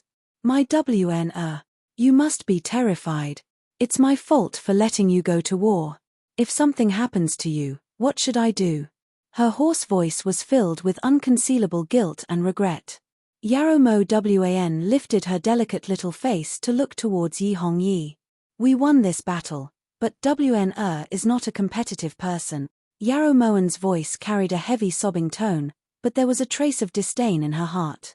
When she saw that Yi Hongyi's eyes were dark and his complexion was waxy yellow, she knew that he was extremely worried. How ridiculous. Yi Hongyi, you truly don't know what's good for you. Back then, I wholeheartedly did everything I could for you, yet you were so ungrateful that you killed your wife and son. Now, I wholeheartedly did everything I could to harm you, yet you pity me so much that you can't sleep at night. Tell me, don't you think your life is worthless? We know, we've always known. Let's not talk about this anymore. WN, we are very gratified that you were able to return safely. Tonight, we will definitely hold a banquet in the Imperial Garden to welcome you and get rid of the bad luck on your body. Yi Hongyi's heart ached as he pulled Yarrow Moen towards Guan Osprey Palace. He wasn't willing to let go for even a moment. Your Majesty, the esteemed prince saved my life this time, so he told WN to ask your Majesty to let him return to the esteemed prince residence. Yarrow Moen stammered. Behind her, Yi Junqing was shocked. When had he ever said something like this? Perhaps it was because he was too worried about Yarrow Moen, but Yi Hongyi had forgotten that Yi Junqing was still behind him. This time, he had shot himself in the foot. Not only did he fail to get rid of Yi Junqing, he even made him famous. Yi Hongyi regretted this so much that his intestines turned green. Junqing, we know that you've done a great service this time. We will naturally reward you according to your contributions later. As for where to stay, if you stay in Guan Osprey Palace, it'll be more convenient for us to discuss state affairs with you, so don't return to the residence for now. Staying in Guan Osprey Palace is better. Yi Hongyi thought for a moment, then feigned civility as he refused. This subject brother obeys. Yi Junqing cupped his fists and lowered his head. As he watched Yi Hongyi walk in front with Yarrow Moen in his arms, Yi Junqing's heart felt a bit heavy, a bit sad, and also a bit pained. Yarrow Moen clearly didn't like His Majesty, so it was probably very difficult for her to pretend. That night, Yi Hongyi didn't go back on his word. He set up an extremely extravagant banquet for Yarrow Moen in the Imperial Garden. During the banquet, all of the concubines who had been hoping for nothing more than for Yarrow Moen to die outside bowed and kowtowed to congratulate Yarrow Moen for surviving the calamity and even offered to dance to liven things up. During the entire banquet, Yi Hongyi held Yarrow Moen in his arms the entire time. From time to time, he would personally feed her fruit wine and delicacies. This scene made it clear to all of the concubines that Yarrow Moen was currently the most favored person in the 6 palaces. Yarrow Moen accompanied Yi Hongyi to play the game of deep love, perfunctorily responding to his vows of undying love. Now, even if Yi Hongyi held his heart in front of Yarrow Moen, it wouldn't move her heart in the slightest. After tossing and turning for an entire night, Yarrow Moen finally dragged her loose body out of bed at noon the next day. Even after Ting Yu helped her freshen up, Yarrow Moen still felt very tired. This servant kowtows in salute to your highness. When Yarrow Moen walked out of the main hall, Liu Xing had already been waiting outside for 2 hours. Stand up and speak. Yarrow Moen had truly missed Liu Xing for the past month. Fortunately, she had Liu Shao's protection, so she didn't worry too much. Replying Your Highness, this servant discovered that Consort Li has been having secret meetings with the luminescent prince in the rear wing of the Cold Palace's garden for the past 2 days. Liu Xing truthfully reported the results of his investigation to Yarrow Moen. The luminescent prince. She really has good taste. What about Prime Minister Yarrow Fu? Is Li Qingqing still peaceful? A cold light flashed through Yarrow Moen's eyes. She hadn't seen him for a month and Yarrow Sulwan's guts had grown bigger. This path of no return was something she had chosen herself. How could Yi Zixiao be someone she could control? In the end, she would probably be gnawed to the point where not even her bones would be left. Replying Your Highness, ever since Madam was imprisoned in Proud Pavilion by Master for half a month, she has calmed down. Perhaps it was out of respect for little young Master that Master released Madam. However, Liu Xing recently discovered that Madam has started to embezzle Prime Minister Fu's wealth and has close relations with that teacher Wu Zicheng. She seems to have the intention of secretly escaping, said Liu Xing truthfully. Li Qingqing isn't as peaceful as Su Muzi. Let her do as she pleases for now. When the time is right, Ben Gong will catch her in the act, said Yarrow Moen sternly. Yes. Liu Xing nodded respectfully and left. At the side, Ting Yu looked towards Yarrow Moen suspiciously. Your Highness, are you not planning on letting Li Qingqing go? Back then, Master was much more lenient towards Su Muzi, Ting Yu thought. Is she worth it? Back then, it wasn't Yarrow Zhunting who forced her to marry into Prime Minister Yarrow Fu. However, in the end, she's still a mother, so Ben Gong will let her live. Yarrow Moen's clear eyes lowered slightly as she casually picked up a cup of tea. The moment she lifted the lid, she saw Yi Juanqing's figure appear at the palace gates. When Ting Yu saw that it was Yi Junqing, she tactfully withdrew. After these past few days of observation, Ting Yu knew that everything Master had done was for this man. If she still didn't know what was important, then she wasn't worthy of staying by Master's side.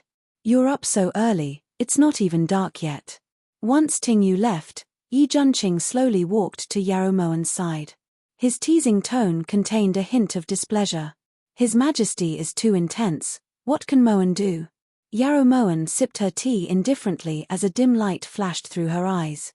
She suddenly doubted whether her words were an explanation or a test. Perhaps it was time for her to adjust her mentality. You're tuning in to the Dreamy Chapters YouTube channel.